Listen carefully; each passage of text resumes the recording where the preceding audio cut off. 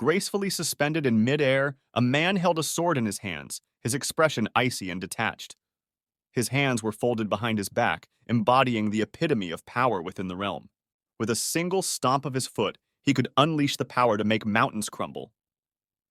Such was his immense strength that he fearlessly confronted any adversary in direct combat. In the ongoing clash, he found himself pitted against another colossal and formidable opponent, causing the very rocks around them to shatter in the intensity of their battle. Confronting the massive adversary head-on, he stood undaunted as the powerful being before him unleashed formidable punches.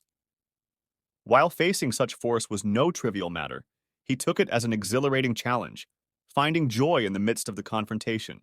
Suddenly, without breaking the rhythm of the fight, he ascended rapidly, hurtling through the air with unwavering speed.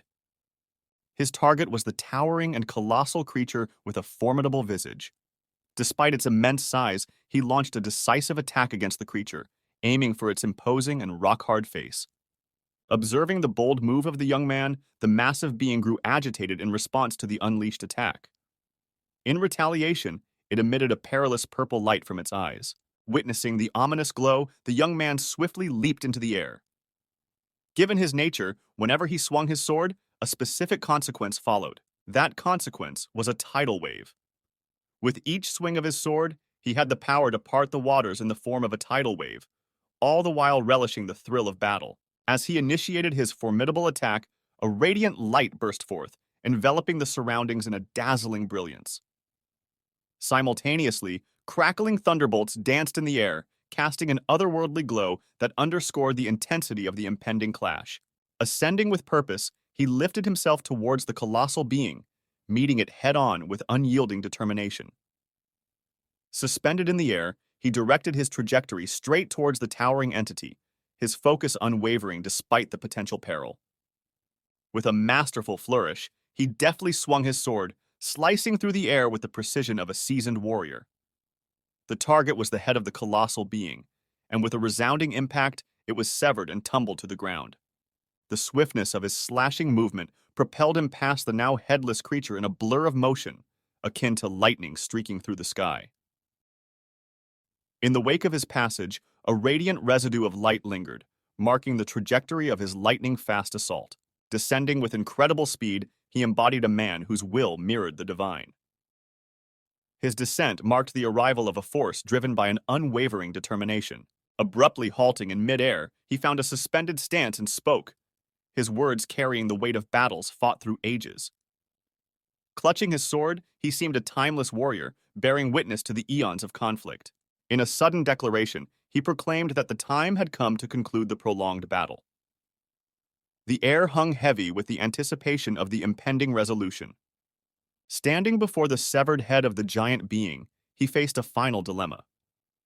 The Gaint Bane warned that killing him would lead to entrapment in the eternal abyss of the underworld, questioning whether he intended to share that fate. Undeterred, the young man brushed aside the ominous warning, asserting that it was time to address the intricate challenges methodically. With conviction, he declared his first step: the demise of the colossal being before him.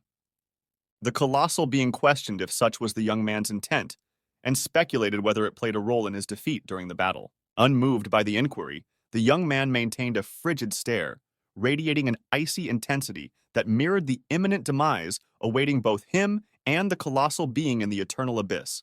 Abruptly ascending, the young man propelled himself into the air, driving his sword into the foreheads of the being within the eternal abyss. The result was a sudden fragmentation of the colossal being's head, with radiant lights emanating from the shattered remains. In the aftermath of the intense battle, the being acknowledged that the young man was the first to successfully traverse him, the initial one to navigate the eternal abyss unscathed. Nestled within the Forbidden City's imperial palace, originally known as Jeoncheong Palace, was meant to be the grandest and most expansive structure in the palace grounds, serving as the residence for the emperor, the Son of Heaven. Contrary to this expectation, the Heavenly God Palace exuded a far more splendid and majestic aura compared to Jeoncheong Palace. This signified that the master of the Heavenly God Palace held a superior position, surpassing even the emperor of the great Ming Empire. The leader of the heavens, Jin Yusong, the absolute ruler endowed with immense power in the Central Plains, lay on his bed, bemoaning the monotony of the day. Suddenly, a thought crossed his mind, that he might be crazy for attempting to unify martial arts to indulge in a life of wealth and honor. Rising from his contemplation, he flew toward the window, regretting taking on the role of sect leader and, more importantly, devoting himself to the new cult. In frustration, he lamented his very existence, only to be reminded by a subordinate that others were present. Angrily, he questioned if he couldn't even speak freely. Shin Ju-cheong, a disciple of the Heavenly Demon Sect, advised maintaining integrity, but Jin Yusong challenged this counsel, asserting he had no intention of heeding it. Turning to Ju-cheong, Jin Yusong asked if he was studying behind him to guard him, to which Ju-cheong affirmed. In a humorous retort, Jin Yusong questioned how Ju-cheong planned to protect him, stating it wasn't a tiger's job to guard a dragon, and humorously asking if Ju-cheong understood that. Flying over Ju-cheong's body, Jin Yusong boldly inquired if Ju-cheong could defeat him, boasting of his own abilities. Ju-cheong agreed, even pledging to die in place of the sect master in dire situations. The anticipation for dire situations lingered in Jin Yusong's mind, as he openly expressed his desire for heightened challenges and excitement. His thirst for action seemed insatiable, a trait that set him apart in the often predictable world of the Forbidden City. Intrigued by the absence of clandestine forces seeking to overthrow the Heavenly Demon Sect or external threats, Yusong found himself yearning for a more complex and dynamic existence. His inquiries into potential hidden adversaries showcased a yearning for the unexpected, pushing the boundaries of his leadership. As the discussion shifted towards internal challenges, Yusong contemplated the possibility of sect elders plotting against him. His response was decisive, an assertion that he would eliminate any perceived threats within the sect.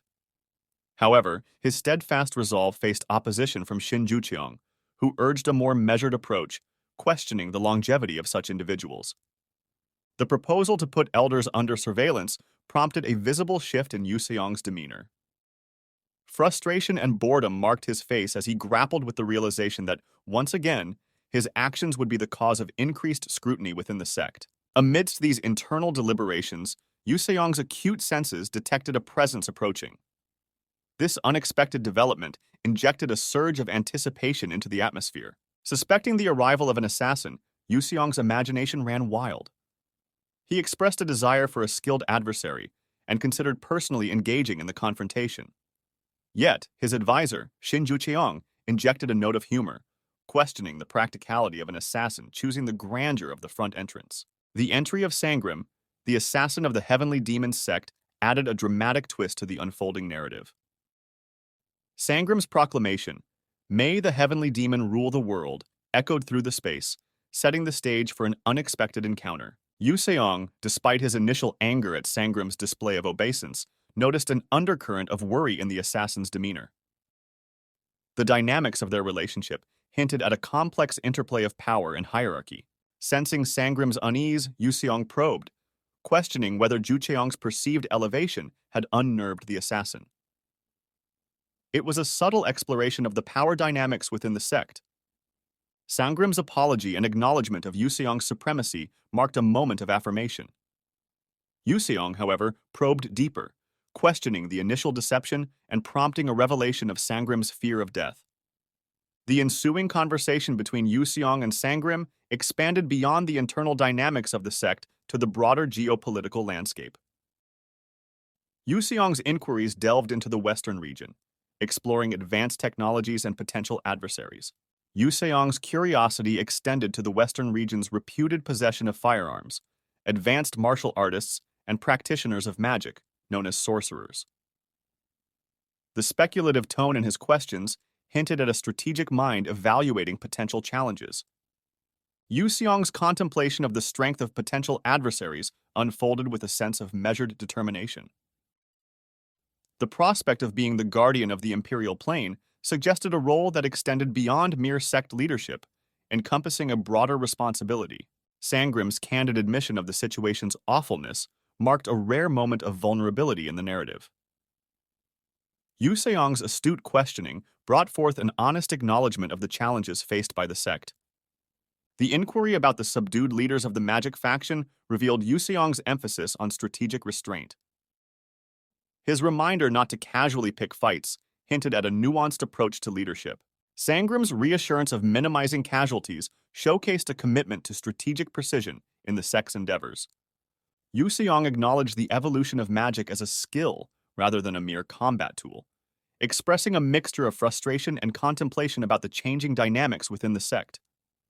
Sangram's revelation of a book introduced a new layer to the narrative. Yu Seong's curiosity, coupled with a sense of frustration, created an intriguing atmosphere. The revelation that Sangram received the book from the West Region Mage faction leader added a geopolitical dimension to the unfolding narrative.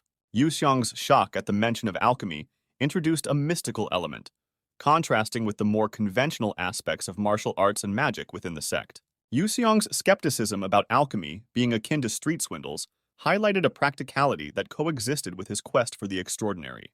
Sangram's exposition on the ultimate goal of alchemy, involving entry into a higher realm, added a mystical layer to the narrative. The mention of ingredients and methods hinted at a quest for transcendence. Yu Seong's confusion regarding the concept of a higher realm initiated a discussion that resonated with the broader themes of martial arts lore. Ju Cheong's reference to the legendary martial art realm added a layer of mystique, leaving the narrative poised on the precipice of discovery and revelation. The atmosphere in the room shifted as Mulder, the representative of the Mage Envoy Corps from the Western region, made his entrance with a respectful greeting for the sect master, setting the stage for a diplomatic exchange. As the conversation delved into the feasibility of language acquisition, Yu Seong, intrigued by Mulder's adeptness, sought to understand how he quickly grasped their language. The discussion opened a window into the advanced techniques and technology of the Western region. Mulder's revelation about a special metal facilitating rapid language learning caught Yu Seong's attention, sparking a deeper interest in the nuances of their advanced practices. Yu Seong's curiosity deepened as Mulder confirmed the advanced technological prowess of the Western region. Expressing a thought about Mulder potentially losing to Sangram, Yu Seong explored his perceptions of strength and weakness in the context of their magical capabilities. Observing Yu Seong, the envoy marveled at the sect leader's proficiency in harnessing magical power. Yu Seong, in turn, questioned the practicality and perfection of such abilities. The envoy clarified that energy was lacking to activate the gates, leading to an intriguing discussion about magical terminology. Confusion arose regarding the terms gates and energy, and the envoy apologized, shedding light on the intricacies of language translation. The envoy elaborated on the term gate, being the main dynasty language for the door of pleasure, and equated energy to vitality. Yu Seong questioned the use of vitality for the door of pleasure without reservations, fostering a nuanced exchange. Yu Seong's acknowledgement of vitality for the door of pleasure led to a curious acceptance, revealing the sect leader's openness to unconventional concepts. The envoy surprised Yu Seong with the introduction of female practitioners and their seductive techniques to gather yang energy. The ensuing conversation revealed a mix of embarrassment and intrigue. Yu Seong's unintentional mention of bathing created a humorous yet awkward moment, with Ju Cheong reminding him of the scrutiny they faced. Yu Seong, now composed, acknowledged the presence of many watchful eyes. Reflecting on his habit of engaging in conversations, Yu Seong continued the dialogue, acknowledging the sect's energy deficiency, a sentiment confirmed by the envoy. Yu Seong questioned the envoy's insistence on inheriting an unexecutable technique, probing into the perceived value of such knowledge to their society. The envoy shared a historical account of the triplets attempting to open the gate, hinting at the potential for multiple mages gathering to fill the required energy. This unveiled a tantalizing possibility for future endeavors. The challenge arose in the form of extreme, pure magical power, with Yu Seong and the envoy exploring the complexities of merging different magical powers. The potential involvement of 5 master mages along with the triplets added a layer of strategic consideration. The realization that immense magical power was needed to open the gates led to a discussion on the impossibility for a single person to possess such capabilities. Yu Seong, armed with new insights, smirked and issued orders to Ju Cheong, signaling the initiation of a crucial experiment. Yu Seong instructed Ju Cheong to clear everyone within a 100-yard radius, setting the stage for a focused attempt to sense and manipulate energy. Closing his eyes, Yu Seong concentrated on sensing the people around, utilizing his power to extend across the entire sect. Zooming in for a clearer view, Yusong harnessed his power to examine every corner of the sect, gauging the energy signatures of those within. Opening his eyes abruptly, sharp and focused, Yusong confirmed that everyone had left the vicinity. The stage was now set for the next phase of his plan. With assurance that the sect was devoid of unwanted observers, Yusong signaled to Jucheong that it was time to proceed with his intentions. Yusong informed the envoy that only he and the envoy remained within the 100-yard radius, leaving the envoy wondering if Yusong's senses extended even further. Yusong pressed the envoy, sternly asking if he considered the designated place far, injecting a sense of urgency into the unfolding narrative. The envoy, taken aback by Yusong's question, struggled to believe what he heard. The confirmation of the place being far left an air of astonishment lingering in the room. Yusong, seizing the moment, urged the envoy to scrutinize carefully, presenting a visual representation in their language to convey the magnitude of energy at his disposal. The room buzzed with anticipation as Yusong unveiled the extent of his mystical prowess. The envoy was astonished by the radiant light surrounding Yusong and the immense energy he possessed, rendering him speechless. The envoy marveled at how a single individual could gather such concentrated magical power, contemplating the potentially explosive consequences if such power were unleashed. Yusong explained that excessive inner power can become uncomfortable, and due to his strong binding force, his power doesn't naturally dissipate.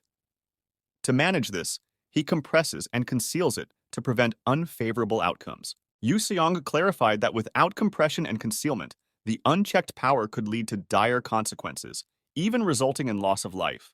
Yusong stood in the presence of the envoy, bathed in the intensity of his energy. He inquired from the envoy if he possessed the capability to unlock the gate. Rendered speechless and incapable of articulating a response, the envoy grappled with the realization that unfolded within him. This mysterious individual had, through the release of formidable power, sealed away his magical abilities, leaving behind only the lingering remnants of the sealing process. The envoy in tears found himself overwhelmed with astonishment at the residual energy before him, unable to conceal his surprise. Bowing before Yusong, the envoy bestowed upon him the title of Sect Leader, a revelation that left Yusong utterly taken aback, as he had not anticipated such a designation. Perplexed by the sudden change in address, Yusong questioned why he was now being referred to as the Sect Leader, especially when the mages had consistently regarded him as the supreme being.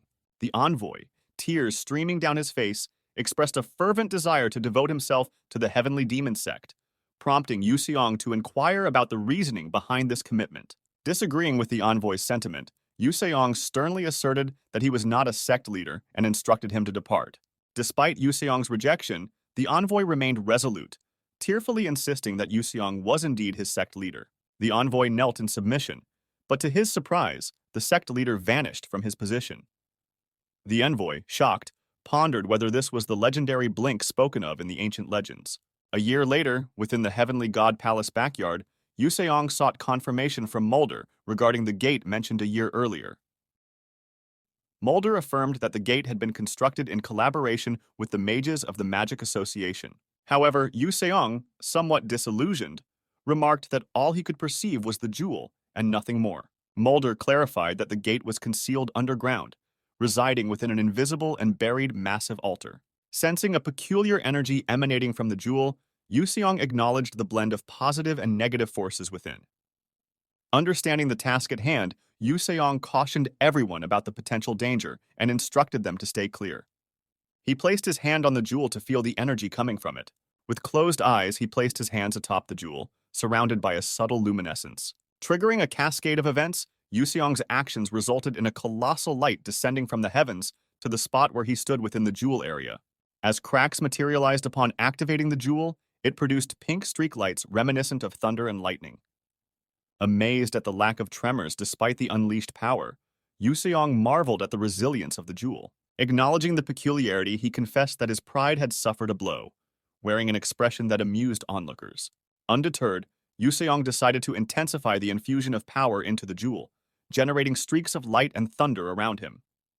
Spectators were shocked, likening the supreme being to a legendary dragon as protective spells were hastily cast to shield themselves from the unfolding spectacle. Abruptly, a small crack appeared in the jewel due to the initial injection of power, hinting at the unfolding energy within. Gradually, the small crack expanded, emanating light as pink streaks intensified, revealing the potential contained within the jewel. Finally, the jewel cracked open, releasing different lights with a formidable force. The fracture in the jewel unleashed a torrent of energy, reaching upwards to the heavens and downwards to the very spot where Yuseong had cracked it open. The energy within the jewel scattered, reaching various locations, including houses situated at a considerable distance from the activation site. Bystanders sought shelter, deploying protective spells to shield themselves from the imminent explosion of the jewel. The atmosphere was one of awe and speechlessness, even extending to Mulder. Subsequent to the event, individuals could not help but sing praises to the sect leader, affirming that the gate had indeed opened successfully and was now truly complete. They acknowledged Yuseong as the rightful sect leader. Basking in the glory of the accolades, Yuseong was happy and has a proud look on his face. Then the people took pride in declaring that the heavenly demon sect now reigned supreme over the world. Within the confines of the sect, a collective curiosity permeated as members couldn't resist inquiring of Sangram's destination. Sangram, in response, declared his desire to be the first to explore and witness what lay beyond the recently unlocked gates. Yuseong sought clarification, questioning whether Sangram truly believed there existed another civilization within, to which Sangram, in turn, queried the leader's firm conviction on the matter. Yuseong, while conceding the possibility, expressed reservations about the potential dangers lurking beyond the gates. He proposed the consideration of alternative candidates for the perilous journey. Sangram, unaffected, revealed his boredom since returning from the western region, finding the upcoming expedition more enjoyable. In a gesture of respect, Sangram bid Yuseong to enjoy himself before embarking on the adventure, bowing gracefully. Boldly, Sangram asserted that if peril befell him, the leader would come to his aid, reminiscent of their shared experiences in survival camp training. The sect leader, faced with little choice, reluctantly agreed, instructing Sangram to proceed and ensure a safe return, repeatedly calling out his name for emphasis. Sangram, esteemed among the heavenly demon sect members and disciples for refraining from power abuse, stood as one of the 3 survival camp members within the sect. Despite Yuseong's confidence in Sangram's safe return, an entire decade elapsed without his reappearance. Internally, discussions arose about reinforcing the expedition, but the sect leader opposed it, deeming it futile for those weaker in martial arts than Sangram to embark on a potentially perilous journey. Consequently, the sect leader forbade additional reinforcements, opting to sit contemplatively before the gates while savoring his wine. Memories of shared battles, laughter, and tears flooded his mind. The relentless passage of another 80 years couldn't escape the sect leader's notice, forcing him to confront the reality that everyone had moved on, leaving him behind. Pondering the descendants and his role in leading the heavenly demon sect within the desolate heavenly palace, the leader grappled with the absence of close companionship. Even if bestowed with immortality and rejuvenated through the radiant rejuvenation technique, he questioned the true joy of solitary existence. Noting a stagnation in the number of tombstones, the leader mused on the limited company within the empty heavenly palace. Contemplating his own mortality, the leader, standing before the gates emitting a celestial blue glow, wondered aloud about the possibility of having his own tombstone. A sudden revelation struck him, considering the gate's potential disappearance and pondering the emergence of legendary tales akin to the 5-colored celestial line. With a decisive resolve, the sect leader opted to enter the gates that had remained open for countless years, stepping into the unknown. In the immediate aftermath of his entry, the once open gate shrunk and sealed itself shut. On that fateful day, the heavenly palace lost its master. At Seoul Station, South Korea, that was where the sect leader had appeared after going through the gate. He stood there at the station, and people were looking at him in a confused manner. Then he agreed that it's good to arrive in a new world. Suddenly, he closed his nose because of a murky smell in the air. He could smell something awful. With his hand covering his nose, he wondered if there was a decent guest house for him to rest in, a place where he could feel a lot of human energy. Suddenly, he walked into a place that was spacious and magnificent. Then, noticing the quality of one of the beddings, he couldn't help but exclaim that it was top-quality bedding. Suddenly, a group of men stared at him with a weird gaze. He couldn't help but wonder why everyone was staring at him. It suddenly occurred to him that instead of receiving admiration and respect from the masses, he was now met with guarded eyes, a feeling he had before becoming the leader of the heavenly demon sect. Suddenly, one of the men squatted down to his level and started talking to him. He was speaking a weird language that Yuseong could not understand, and he had an awful expression on his face. Yuxiong's face turned ugly when he noticed that he was unable to understand what the man was saying. Then he said that they needed to understand each other to have a conversation. Then he suddenly remembered the language acquisition that Mulder was talking about before and how he used it to understand their language in the first place. He decided to try it out using the magical language acquisition that Mulder taught him. Suddenly, he used the language skill on the man who had a confused expression on his face while the language acquisition skill loaded. So he decided to try it out to be sure that the thing had worked.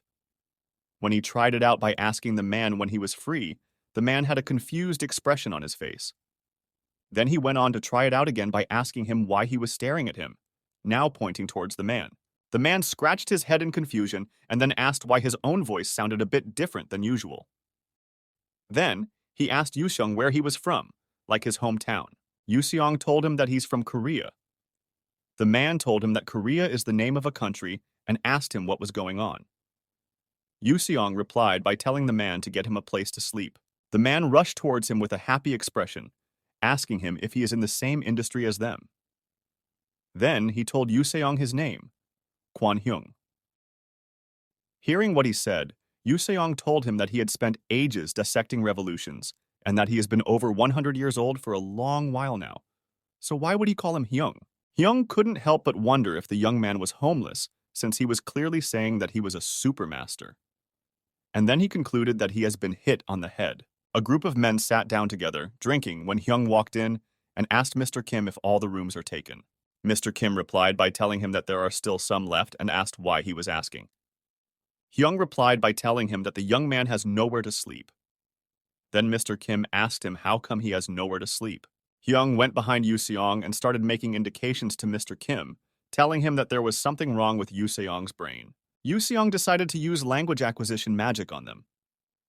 He knew that if he uses it on more people, the appreciation gets a lot smoother. Mr. Kim replied by telling them that it's good for them to help each other, and then told Yuseong to go over to him and take a seat. Yuseong immediately bowed and then thanked Mr. Kim for his hospitality. Hyung looked confused.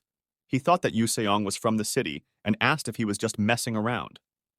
He could not help but guess that they come and go as they please, and then told Yuseong to leave his zone if he's going to cause a scene. Mr. Kim told Yuseong not to worry about Hyung. Hyung grumbled grudgingly as he turned and left. Then Mr. Kim told Yuseong to come on and take a seat close to him, which he did, and then thanked him. When Mr. Kim saw that Yuseong was not looking okay, he asked him if he was all right. Yuseong replied by telling him that he's fine, just feeling a little dizzy. He knew that even the masters in the West said that using the magic on just 2 people was tiring. It takes more out of one to use it on 5 people at once. Rather than feeling weak, the problem is that his inner strength is reaching its limit. He lost most of his strength just by coming there to South Korea through the gates. It was as a result of the fight he had with the giant being that was in the eternal abyss. He met him at the gate, and he was an unprecedented existence. He couldn't help but wonder what that guy was.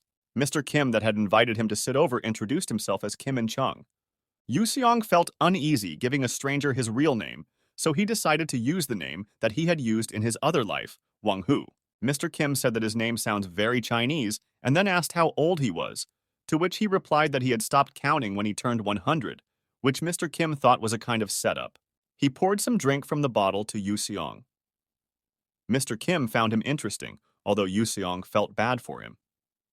As he was pouring the wine, Yuseong said that he has never had any alcohol. Immediately, the wine was poured into his cup. He raised his cup and then drank the contents. He froze in shock as his mind was clear and stimulated by the wine as his eyes opened wide.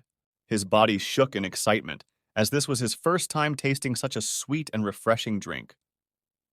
The other guys looked at him as though he was crazy and questioned what was wrong with him. Wang Hu asked if there was a better drink than this one around. They were stunned, and one of them told him that this was the cheapest drink among the alcohol they knew. Wang Hu asked if it meant he could drink much better wines if he had money, and then questioned how they make money. One of the men replied that they wouldn't be like this if they knew how to make money. One of the men told him that if he wanted to make easy money, he should go to the gate and become an awakened being, then narrated a guy, some times ago awakened his power, and now he's driving a bunch of foreign cars. Some of the men were annoyed and asked the man who was telling the story of others what he was waiting for. One of the men who was annoyed stated that SG was already clearing the gate as they were speaking. They were unhappy because the government might end up taking all the resources without letting them awaken.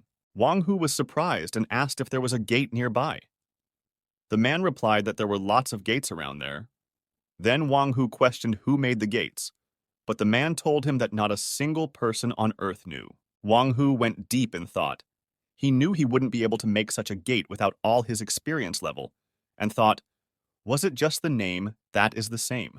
Mr. Kim questioned Wang Hu why he didn't seem to know the information about the world, and asked if he didn't remember his life before now.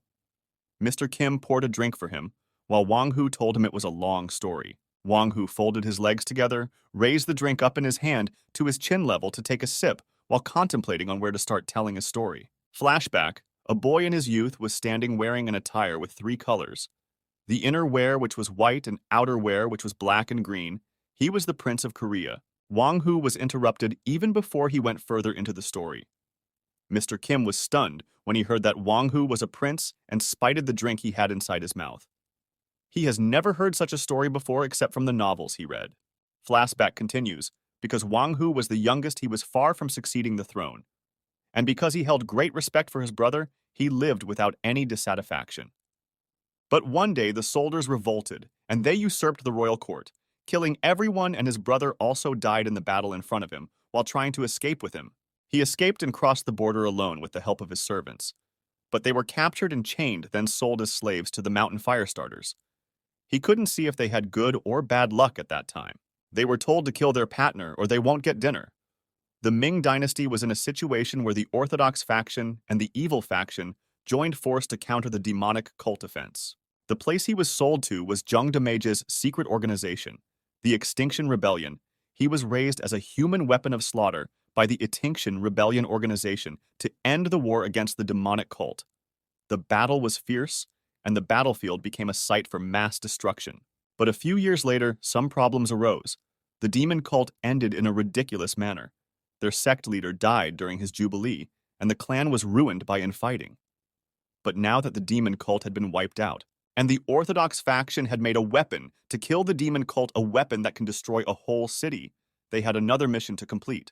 The orthodox faction felt like he was too powerful to be kept alive. He was like a giant that can swallow a city without looking back. Wang Hu moved back as he questioned who was coming toward him with a sword.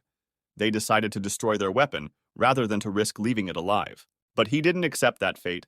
The people chasing him told him to stand and fight, but he just ran forward while calling them a bunch of leeches. He and 13 other exterminators all ran away from the clan and lived together. They continuously ran and fought for their lives. In the end, only 3 of them survived. The 3 stood firm on the hill while looking down. Their names were Sangram, Wang Hu, whose real name was Jin Yusong, and finally, Jin Yusong.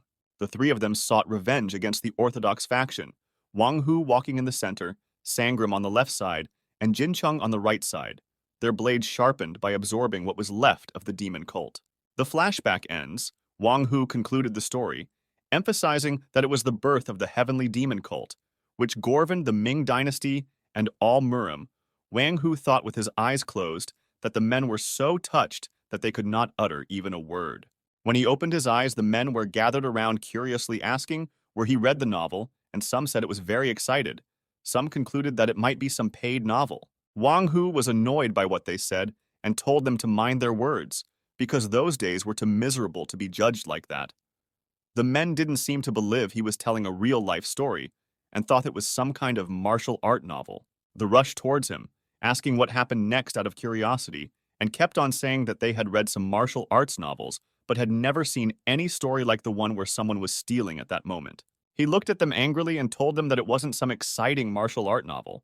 Those were times of struggles. One of the men rushed to the bag to get another soju for him, telling him that the soju was important to him, but he would crack it open for him. When he brought out the soju, he told Yusong that somek is a harmonious mixture, sort of like yin and yang in terms of martial arts. Together, they exert immense power. When Yusong saw the wine, he heard what the man said.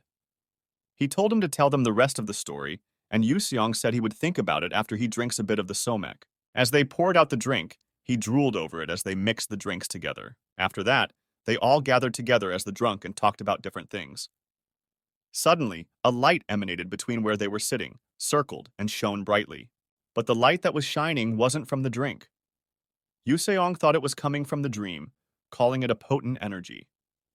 But one of the men called Yuseong an idiot, telling him that it was not so mek. Mr. Kim also confirmed and said that there was no way this would be happening right now and that he had only heard about it. It's a gate break.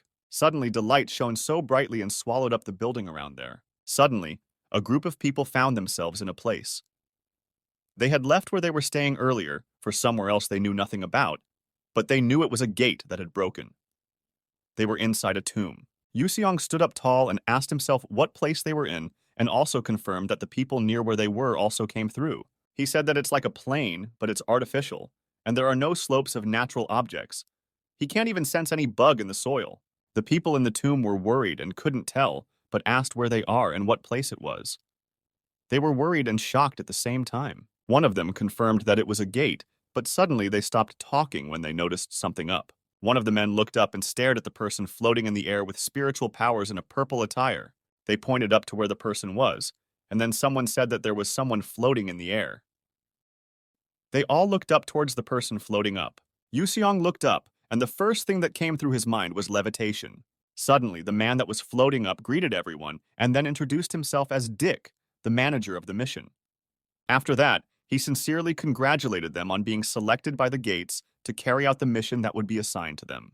At the safe gate, also known as SG in the Seoul branch, a man stood in the midst of people working and gave orders to the men on their system. The workers gave him the latest reports on all gel figures.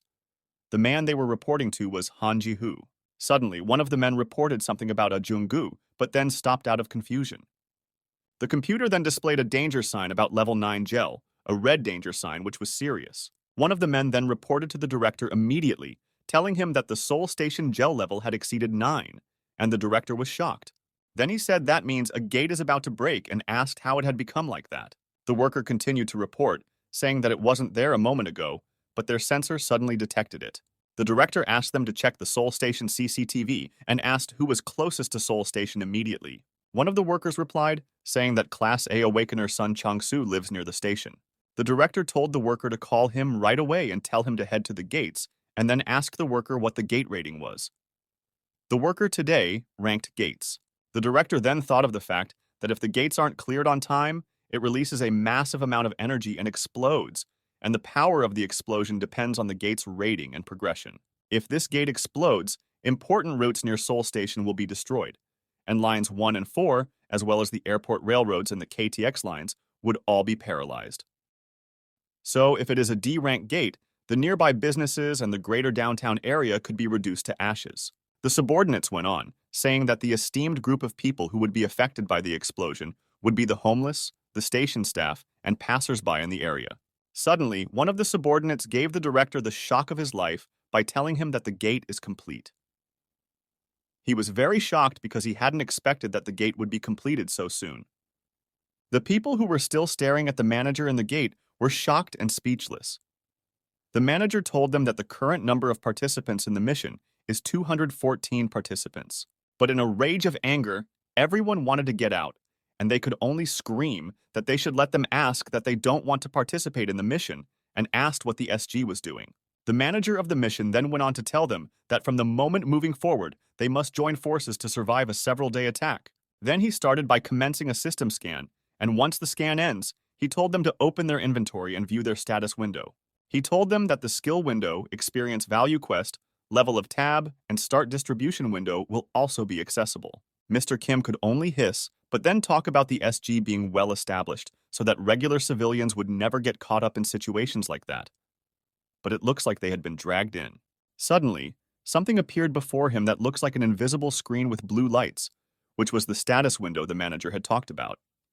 As he looked at his status window, which displayed his stamina, strength, and endurance, he could not help but proclaim that his skills are a little higher than the average person. Yuseong, who was looking at it in a confused manner, wondered what it was. Suddenly, he screamed out to the man that was floating on the air, which was the manager, calling him the purple guy. He wanted to ask him about something. The people standing around there, seeing what he was doing, became afraid because they didn't know what the manager was going to do with the way Yusong was talking to him. They rushed towards him and then covered his mouth immediately. Before he could say anything, they told him to be quiet, making sure to cover his mouth properly to avoid him altering any words. So, one of them told him that if he provoked the manager, they were going to be screwed, and if he can't read the room. But instead of him listening to them, he went on to shout at the manager, calling him a cheeky floating bastard and telling him to get down there.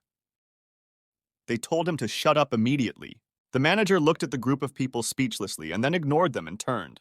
He told them that within 10 minutes, they will select the preferred weapon from their inventory. After 30 minutes, the attack will begin. He then went on to tell them that he wishes them the best in the 7 days that they will spend there. Immediately, the manager left, and they breathed out in relief. Then one of them told him that if he was going to do something stupid, let him do it away from them next time. After that, they all opened their inventory to pick up their weapon by calling out the word inventory. Yusong also did the same, which brought out options for him to select his preferred weapon, and then his system also notified him, telling him that weapons cannot be selected after 10 minutes. Yusong was annoyed with what he saw, so he waved his hand in front of him to remove the status window. However, he got notified that he had already selected his weapon. Mr. Kim asked why he spoke to the manager earlier, warning him that if he had messed up, they would all be affected. She replied by explaining that he just wanted to ask him something. Mr. Kim told him that he really is a crazy guy. Mr. Kim grabbed his hand and told him to follow them. Although he was a crazy guy, Mr. Kim was still worried about him. Yusong asked him why, and Mr. Kim replied, telling him that was the only way he would survive, so he should stay right next to him. One of the men asked Mr. Kim if they could afford to take him along. Mr. Kim asked if they wanted him to let him die there. Yusong, who overheard what happened, blushed out of embarrassment and happiness on his face. Then he told Mr. Kim that he would definitely keep himself safe, that he would protect him. But Mr. Kim replied by telling him that he was definitely insane. Mr. Kim then looked at his hands and told him to hold on, asking where his weapon was. But Yusong replied by saying that he doesn't need one, so he didn't get it.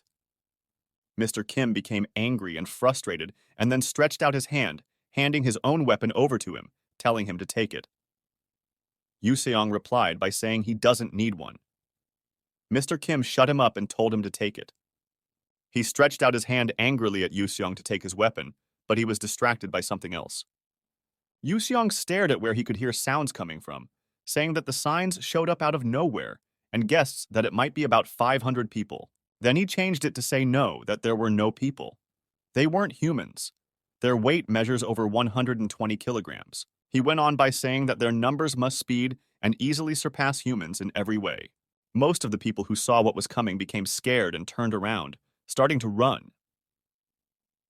Mr. Kim stood still out of shock when he saw what was coming. Chimpanzees. They could easily be 3 or 4 meters tall if they stood on their feet. They prepared themselves to start attacking, even though they were afraid of the chimpanzees that were way stronger than them. They tried to convince themselves, saying that it was a bunch of monkeys and it would be easy. Yusong came out with his sword on his shoulder and an expression that showed he wasn't afraid. Then his thoughts went to the fact that the quality of the monster's muscles easily overwhelmed human muscles. Before anyone could process anything that was happening, he walked past them towards the place that the monsters were running from. Mr. Kim tried to stop him, calling him an idiot and asking where he was going, telling him that it was dangerous over there, and he can't leave the group. But seeing that Mr. Kim was trying to run towards him, some group of men held him back. He yelled at him to come back, but he ignored him and kept on walking towards the chimpanzees that were running towards him. He walked towards the chimpanzees boldly. He stood in front of them all, and the chimpanzees jumped up and wanted to pounce on him. He stared at them with a deadly gaze while they did the same towards him. Then he said, "Let me spread the doctrine of the heavenly demon cult to these boorish creatures." As they pounced on top of him with great force, dust was left and he couldn't be seen. Everyone became worried. And Mr. Kim also became worried and unhappy because he thought that something had happened to him. But all of a sudden, the chimpanzees stopped fighting and looked around. They looked around in confusion because they didn't know where he had gone, and they hadn't expected that he would disappear from the place that he was standing earlier. And they saw that the ground where he was standing was broken deep down inside. Then the place where he was standing was on top of one of the chimpanzees' heads. He said that the first doctrine of the heavenly demon cult says something, which is to give worship to the heavenly god. He stood up there gracefully with killing intent in his eye. Then the chimpanzee that he was standing on top of stretched his hand to grab him, but then he flew down. Then he said he wants to see how much they could handle. His gaze was very scary, and it had scared the chimpanzees there. Suddenly, he struck the chimpanzees around there and started fighting each one of them without mercy. Seeing as he was fighting, they became scared because of the light and force that he was using to fight against them. With tremendous force, he effortlessly dealt with a large number of chimpanzees. Following that, he continued to level up consistently, and his system notified him that his first level of awakener protection system was now in operation. After leveling up, the system informed him, the awakening protection system will now cease function. Pause action was in effect. He stood there in surprise as the chimpanzees stopped moving, just as the system had indicated their attack was paused. The system then instructed him to allocate his 10 stat points. If not allocated within the next 10 seconds, they would be randomly distributed. Yusong felt confused and unsure of what to do. Suddenly, the system encountered an error during scanning and displayed various messages about the target's capabilities. It indicated that the scan was unsuccessful due to an unknown reason, assigning a capability value of level 1 until the system scan returned to normal operation. Since Yusong didn't allocate the points to specific attributes, they were randomly distributed. 4 points to strength, 4 points to stamina, and 2 points to endurance. With this experience, Yusong grasped how the awakening worked and was surprised by the continuous growth of his power as the system forced him to progress. He recalled the key principle. Defeating monsters in the gate activates the system, and the more they defeat, the stronger and more structured they become as players. Dismissing its relevance to him, he stated that he didn't need such a mechanism to keep growing. Asserting that the martial arts he had accumulated went beyond mere physical forces, he believed that he could only awaken to himself. Yet, the energy felt as gentle as Mother Nature herself. He extended his hand, generating a ball of light, and declared it to be his strength. But then suddenly, the system declared that a fatal error had occurred. While holding the lightning ball, he grasped the power tightly, stating that since they were now in his domain, they couldn't escape. The system kept giving him notifications about his starting points and different unknown errors, then declared him to have returned to level 1 again. After a few minutes, the system notified him that the first level of the awakening protection system would shut down. Then it also notified him that the pause action would be released, meaning that the chimpanzees should be able to attack again by moving freely. As the chimpanzees were released and ready to attack, a streak of light appeared around their bodies. Moving swiftly with his sword, he sliced the chimpanzees, starting with the one about to attack him, one after the other, following the streak of light that had appeared on their bodies earlier. Due to the fights, he kept leveling up countless times. But every time he leveled up, he returned to level 1 instead of increasing due to a system error. However, he was happy to find out that killing just 4 chimpanzees would grant him a year's worth of internal experience. Seeing what had happened, the chimpanzees stood there in shock, staring at him without moving because of the immense power he had displayed. To avoid becoming victims, they turned around and started running away from him, but he ran after them, telling them to come back and become his lunch meat. He pursued them and attacked all of them mercilessly, killing all of them, and they were unable to escape.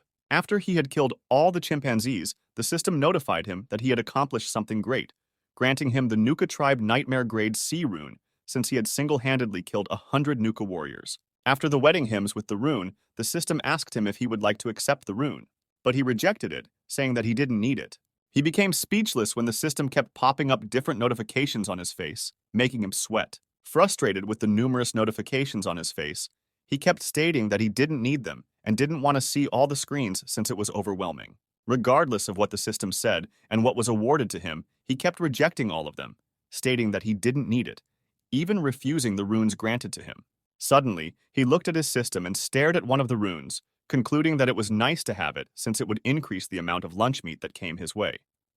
The system notified him that the rune was a protection rune. Everyone was shocked and happy when they saw how he had fought with those Nuka warriors. They hadn't expected that he was an awakener among them, and they were glad that he was strong, and they were still alive. Suddenly, one of them suggested that they should hold on a second as he thought of something. He reminded them that if he clears all the attacks on his own, they won't be able to awaken when they exit the gates. They agreed, realizing that they need to awaken and get rich, just like a guy named Jong from Yongsan Station. Mr. Kim, who was being held, shouted at them, warning that they would die if they go in there, and asked if they were insane. Then, A warrior told Mr. Kim not to worry and said that Yusong was having a hard time all alone, so they needed to go in and help him. When he asked if anybody else wanted to lend a hand, a couple of people voiced their opinion, saying that they wanted to go in there too, which scared Mr. Kim because he knew that their intentions were not clear. Yusong didn't mind. He told them that he had no reason to stop a fight that he chose to win. So he told them that if they wanted to fight, let them make sure to win and become awakeners as they wanted. After he killed every one of the Nuka warriors that were there, none of them was alive, and he concluded the fight by saying that lunch was served. After he finished fighting with the chimpanzees, he saw some energy coming off their dead bodies, and it looked like they were smoldering away. Because of that, the system gave out countless notifications, which provoked him. He received the notifications because he had successfully killed a lot of local warriors and was receiving a reward because of it. He couldn't help but ask if there wasn't a way for him to get rid of all of those things because of the noise. And then the system sent him a notification telling him that inventory notification had been disabled. Suddenly, one of the men walked up behind him. It was Mr. Kim that had walked up behind him. He stared at the dead bodies that were on the floor, killed by the chimpanzees during the fight. That was why he told them not to go, because awakening doesn't get one anywhere. Instead, their lives would be at stake. But Yusong reminded him by telling him that sometimes one risks their life for the sake of their ambition, so there was no need to stop them. Then he told Mr. Kim if he saw what he did. He had told him that he was going to save him, saying that with a proud smile on his face.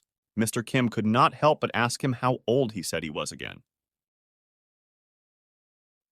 Yusong replied by saying that he hasn't counted since he told 100, so he doesn't know. Mr. Kim then asked him if he said he was the Prince of Korea, and Yusong replied with a yes.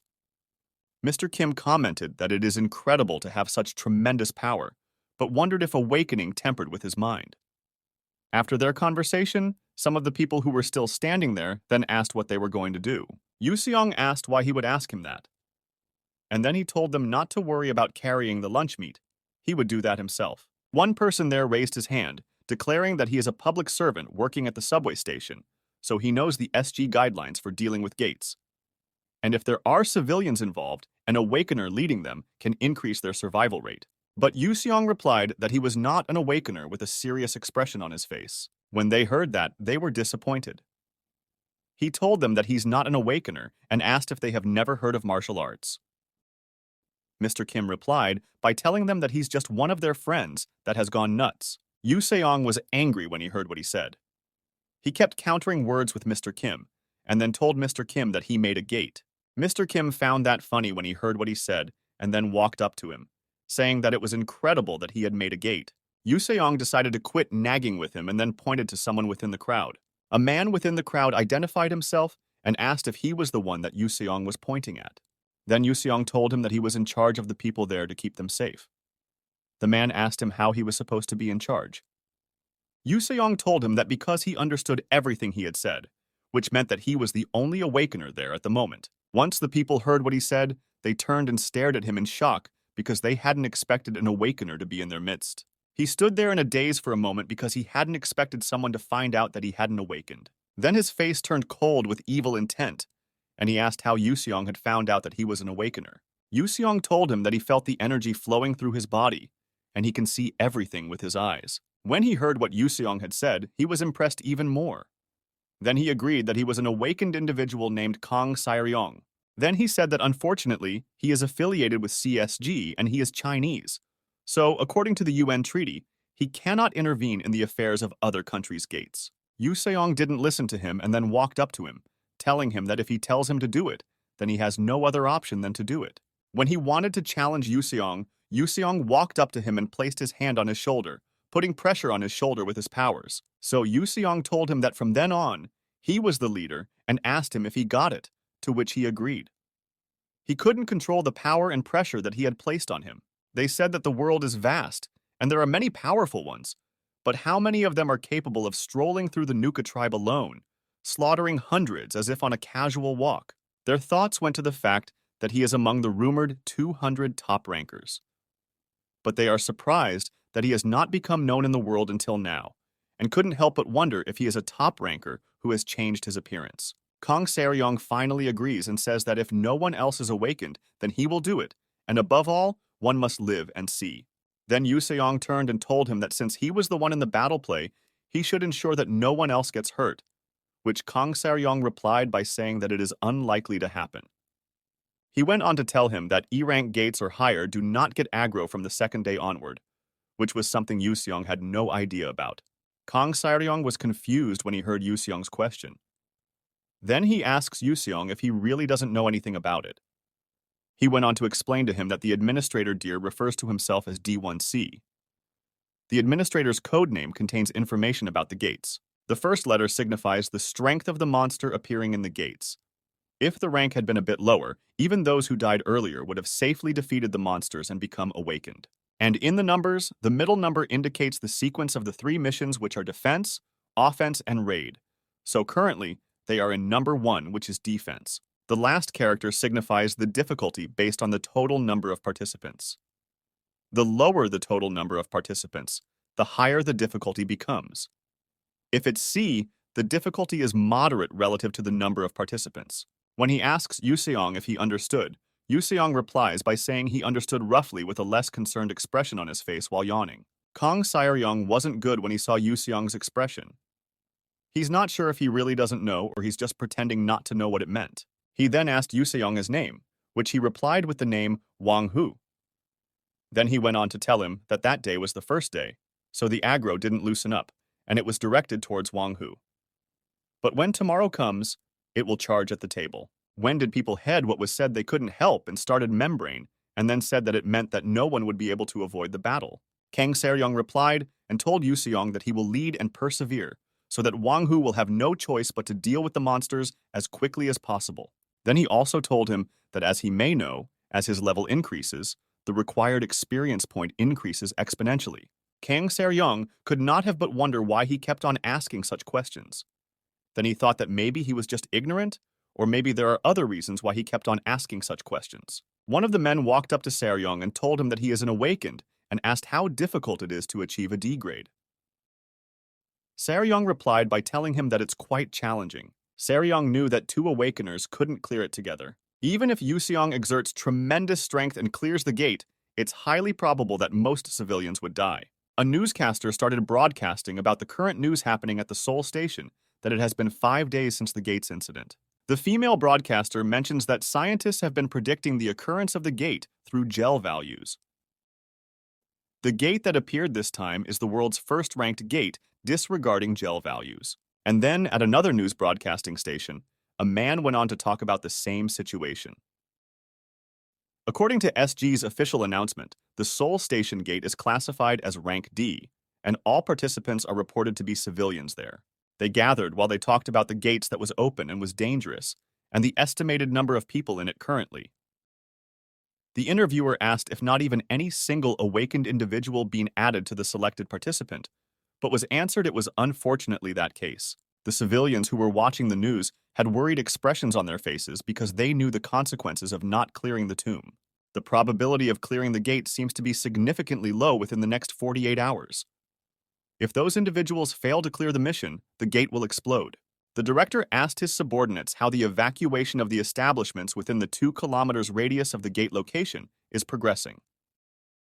Evacuation within a 1 kilometer radius has been completed. However, establishments within the 2 kilometers radius are refusing to evacuate. Since evidence indicates that explosions beyond a 1 kilometer radius from a gate overflow have been exceptionally rare until now, the director cursed when he heard what was said. He wondered if the trivial company is more important than the human life at stake, and then the higher-ups surely moved borders coming to work. The director told the deputy director to kindly record their strong recommendation, as journalists will arrive within the next 2 hours. If they send Fox's emails, make calls, right in front of them, and they would like articles highlighting corporate ignorance of gate safety. The deputy director understood what the director was trying to tell him. Then the director asked him if the identities of the 2 homeless individuals at Seoul Station had been identified and asked if Captain Kim is also involved. The deputy director confirmed by saying that Mr. Kim, the former army officer who is 43 years old, is indeed involved. She was a senior officer from the same army background as the deputy. Due to his unwavering sense of justice that couldn't tolerate injustice, he was discharged dishonorably but is respected among fellow army veterans. The director said that it would be great if he could lead people and clear the gates. The deputy director went on to tell me that there is no information or leads on the peculiarly dressed man who was next to Captain Kim. The deputy director went on to say that he thought the distinctive clothing would make him easy to find, but he seems as inconspicuous as someone who just appeared out of nowhere. And there are no false reports about him. To add to that, not having a face on the CCTV is suspicious itself, and there are various other questionable aspects about him. The director said that since everyone related to the incident entered the gate, there's no way to find out, so they have no other choice but to wait until 2 days after the gate opens, and then say that perhaps everyone inside might already be dead, so there was no need for them to wait. As time passed, there were 25 minutes left before the gate closed, and for safety reasons, reporters had evacuated. From then on, they will broadcast through the high-precision camera installed around and inside Seoul Station. The broadcaster stood in the city, watching. They asked to join them in praying for a miracle. The news about the ongoing gate clearing was live even on the internet, and there were only 5 minutes left until the gate closes. A broadcaster counts down on time when it was close to 4, and when it hits 1, something happened. A huge amount of light appeared from the sky. It was so bright that people were unable to see what was going to happen.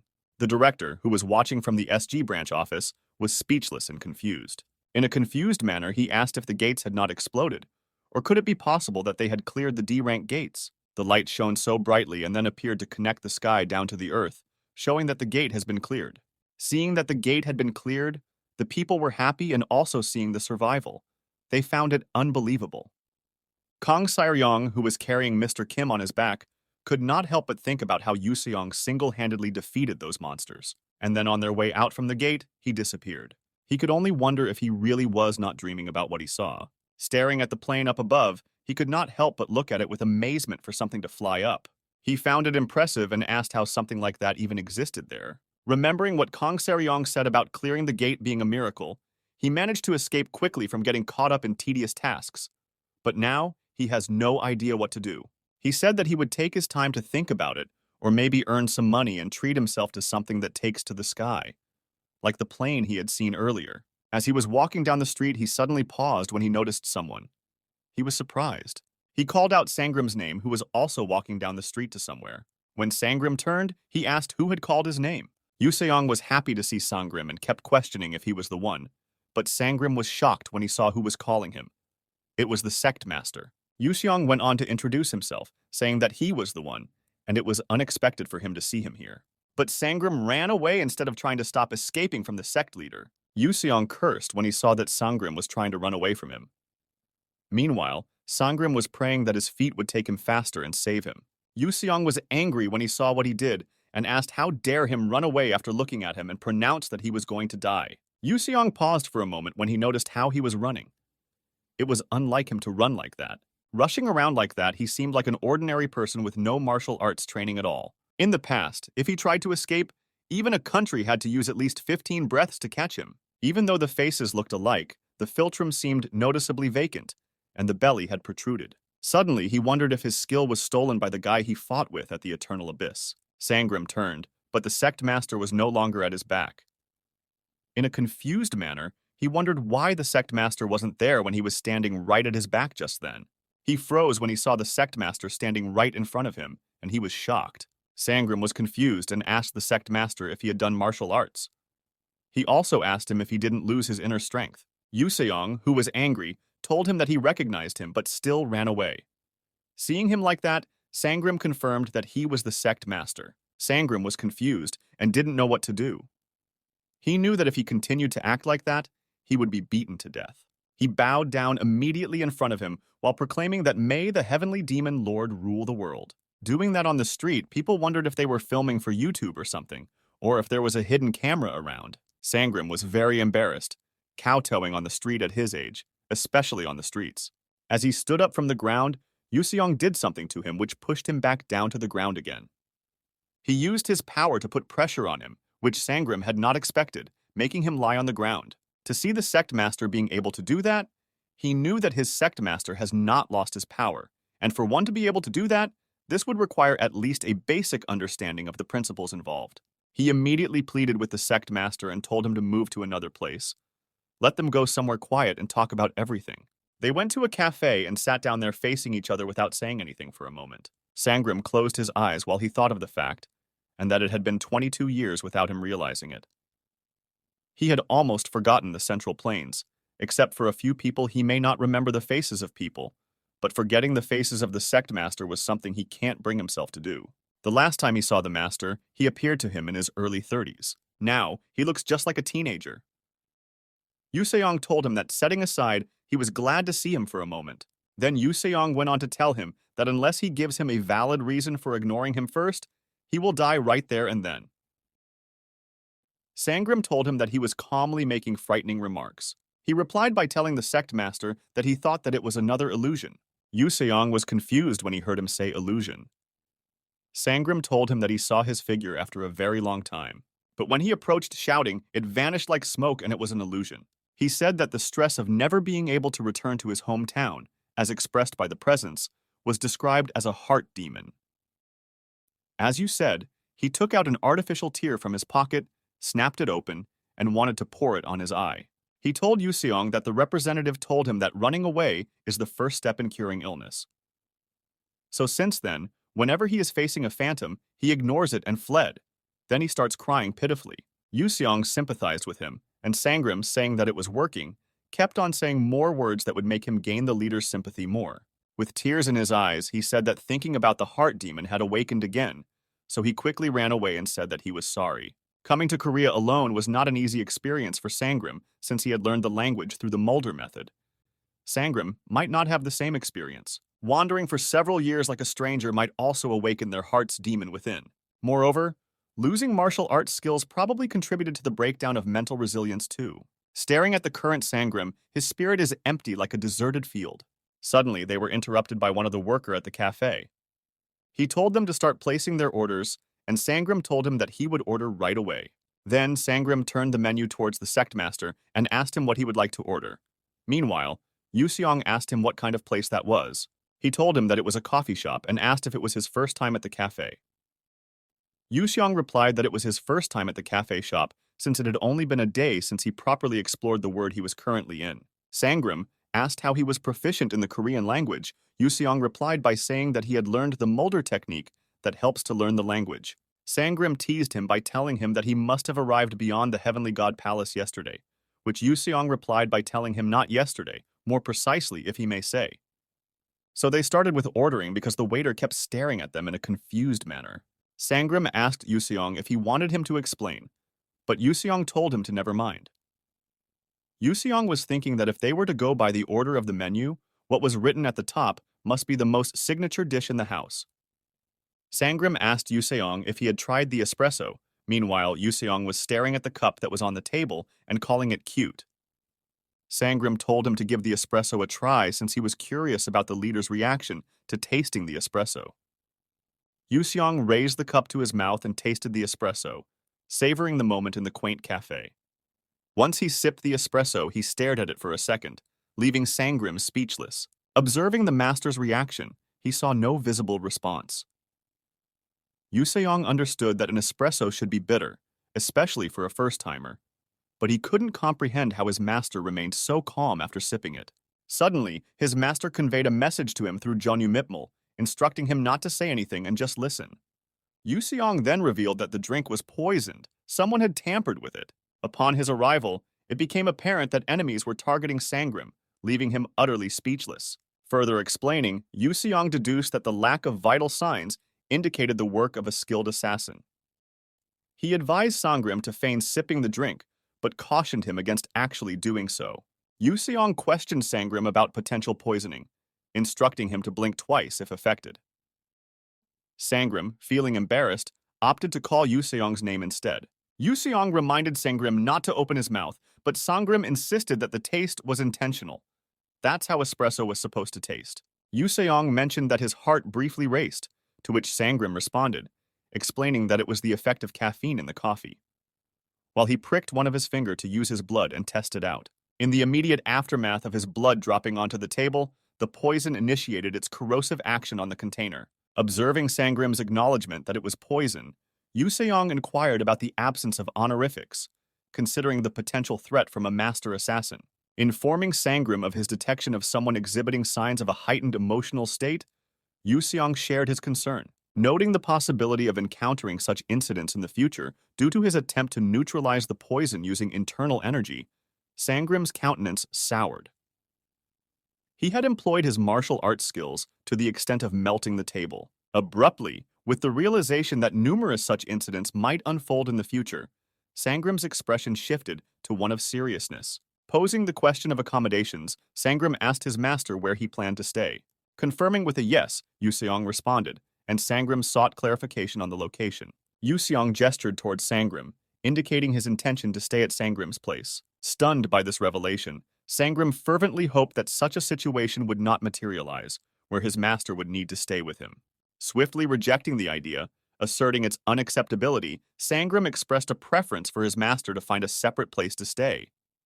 Yusong countered, questioning why he would leave his subordinate and choose to live uncomfortably alone. Moved to kneel and beg, Sangram implored his master not to stay with him. Meanwhile, Yusong probed, asking why, and urged him to consider carefully. Approaching Sangram, Yusong raised the prospect of secretly following him and entering his house. Sangram wouldn't be able to stop him, would he? So Yusong suggested that all Sangram had to do was guide him, and Sangram recognized the inevitable predicament. The initial thought that crossed Sangram's mind was contemplating what he would convey to his wife and daughter if he were to bring in a boy from outside. Meanwhile, Yusong conveyed his joy at seeing him again, and Sangram sadly reciprocated, expressing his pleasure in meeting his master once more. Seating in a classroom, a young, beautiful teenage girl placed her hand on her cheek in thought as she looks out of the classroom window. Two male students 2 seats away from the beauty were sharing what they saw in the news. The male student in the right side questioned if there was an undisclosed high-level awakened being in the fight. The young beauty seems to be attracted by what the male student said and turned her eyes away from the window, while also questioning in her thought about the high-level awakened. A hand slammed so harshly on the table, the owner of these hands seems to be very angry. The force coming from the hand can show it clearly. The owner questioned what was going on towards someone. It was the Awakening Management Department minister. He questioned why the identity of the awakened was hidden, and if they were trying to mobilize awakened being an SG by any chance. A man was sitting in a chair inside the office, folding his hands together as he placed it on his chi, thinking about what the awakened manager said. The manager called the man Director Han and asked him what he thought. Director Han remembered what the civilians who came out of the D rank gate said. They told him that a mentally ill boy defeated thousands of monsters by himself, while the other group of civilians who awakened told him there was a Chinese awakened individual, but he didn't participate in the battle. And from the second day onwards, the monsters swarmed towards them relentlessly, and they had to fight as well, but they were all sloutened by the unknown man. Some monsters even tried to escape but wasn't possible. Under the eyes of the man, he was just too powerful. Director Han was still in thought, due to the unknown man handling most of the fight. Until the end, only 22 individuals awakened among the 178 survivors who entered the gate, even if they reveal facts that was different from common knowledge. Little this, there is a high chance of facing international condemnation. There is already suspicion that SG is deceiving the public. They knew that he was no ordinary man, for him to handle most of the fight in the gate. The existence of the unknown man who is said to be called Wang Hu is unbelievable. Even the Chinese awakened individual, the only one whose existence could somewhat be believed, hid their whereabout. All the questions will only be resolved when Lieutenant Kim Inchong, who is still laying in the hospital bed, wakes up. In the other side of the city, far from SG Corporation, in a cafe they ordered a drink. Sangram questioned his sect master, who was also the Wang Hu the SC were looking for, what happened in Great Ming empires that made him go through the gate. The sect master Wang Hu didn't seem to care and stated that those people over there will figure it out. Sangram told him that if the sect leaders suddenly leave, the people will feel confused. Sangram told the sect leader that Zhu Cheong might be worried, but the sect leader Wang Hu seems to be calm. He told Sangram that everyone was dead except for him. Sangram was stunned and dazed by what he heard as cold sweat slides from his face down. He questioned what the sect leader said with a confused face. He asked the sect leader Wang Hu if there was a war or something, but there won't be war against the Great Ming Empire except if it was a civil war or epidemic. Then the sect leader Wang Hu made it clear to him that there wasn't any war or epidemic. Everyone died after living a good life. But Sangram was confused and questioned him why he was alive and even younger than before. Sect leader Wang Hu explained to Sangram that he lived for 90 more years after he left. Those who shared their era passed away one by one. Wang Hu told Sangram that although their descendants filled up the space beside him, but it wasn't the same as before. They considered him a deity. Sangram came to a conclusion. It only meant he was the only one left among those who were with the sect master. He told the sect master Wang Hu, it has been 22 years for him since he came to this world. Wang Hu questioned at him. It has been quite a while since it being 22 years, while Sangram didn't know what to say. His life hasn't even reached a quarter of the sect master's lifespan. Sangram moved over and pinched the sect master's face, lamenting that even though it has been 90 years, he hasn't aged. Rather, he seems to have become more younger. Sangram was startled when the sect master told him that with 2 reincarnation and 2 reversions, aging is no longer a concern, and questioned Sangram about himself. Sangram was speechless by his master's words and question, as he told him he aged while stating that, in the history of the Central Plains, those who have undergone reincarnation can be counted on one hand. But as for 2 reincarnation, only sect master has done that. Wang Hu agreed proudly. Then Sangram looked seriously at his sect master and questioned him if he had brought his power with him from the Central Plains. The sect master told him it was a bit of long story, although he lost it, but was in the process of bringing it back while summoning his inner power to show Sangram. Wang Hu questioned Sangram if he lost his power. Then Sangram looked downhearted and answered him positively, explaining that what was remained is scattered through his body. In essence, he was just an ordinary human. Then he asked his master if there was a chance he could refine his skill again. Then Wang Hu questioned why he thought he can't refine his skills again. Sangram told him his main problem. The energy here was murky. It doesn't seem beneficial to cultivate even if you try. Sect Master Wang Hu put his hand on his chin while thinking. He told Sangram he didn't think of that when cultivating. He didn't know if there was a clear place anywhere. He told Sangram that if he starts building his foundation, filtering the impurities wasn't a problem. Sangram was excited and stood up asking him if he could really do that. Sect leader Wang Hu questioned if he wanted him to do that. Sangram begged the sect master pitifully, while the sect master looked back cunningly questioning if it meant he could stay at his house. Sangram had no other choice but to let him come since he was going to come, even if he told him not to. Wang Hu looked at him victoriously as he has won the fight. Then Sangram remembered something and asked the sect master if he didn't encounter a strange person inside the heavenly god palace. It was like a vague dream to him, so he didn't remember it clearly.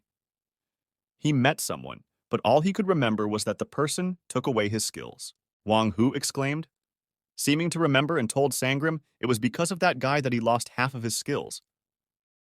Sangram trembled angrily as he lamented that Wang Hu's skill was also taken. But Wang Hu responded that his skills weren't taken away, but was used up when fighting that guy.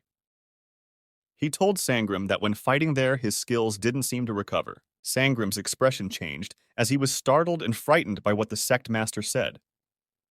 He questioned if he really fought with that terrifying guy. Sangram sat at the side, hugging his 2 legs as he trembled.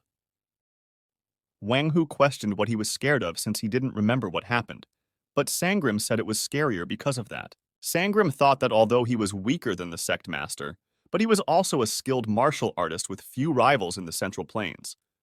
But the strange person effortlessly drained his power as if it was a simple breath. Sangram bites his fingernails trembling as he told Wang Hu he had entertained the thought that the strange person was a god. Wang Hu laughed and asked him if it was a god will he lost to him. The cola on the table seems to have not been touched since they started talking. Sangram didn't know who won between his master and the strange person and asked his master to elaborate a bit more. Sect Master Wang Hu became serious and explained to Sangram that the strange person was draining away his skills, so he fought him to death. Wang Hu told Sangram he felt as though he fought him for a whole month without eating or sleeping. He definitely won. That was what the strange person said.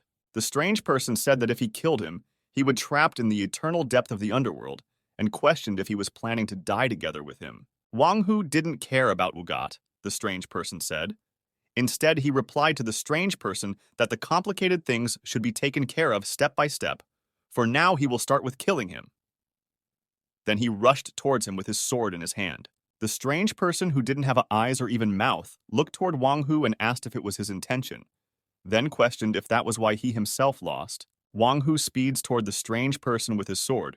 While having some thought in mind, this person was just conveying information. He didn't sense any emotions from him. In that case, there was a high likelihood that what the strange person said was true, as both of them face each other. Wang Hu stabbed his sword at the strange person, however. What he said wasn't just casually spoken. Wang Hu stabbed at the center of the strange person head with the power of his sword. The strange person informed Wang Hu that this was a space of loss. You can only pass by losing the most precious part of yourself. But Wang Hu didn't seem to listen to what he said as he continued stabbing towards him. The strange person continued speaking. He told Wang Hu, he is given a choice to lose 90% of himself and 10% of nothing, or lose 10% of himself and 90% of nothing. Wang Hu smiled and whispered something to the strange person, then stabbed him.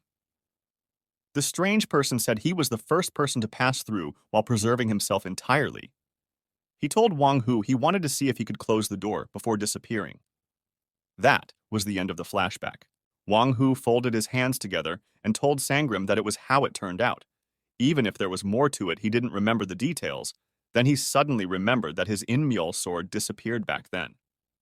That sword symbolized the heavenly demon sect, although it was not related to the demon sect, but at that time Jin Yusong, that is the real name of Wang Hu, needed a justification to absorb the remnants of the demon school. So it was used. Wang Hu said the sword was one of a kind in the world, while Sangram questioned his expression.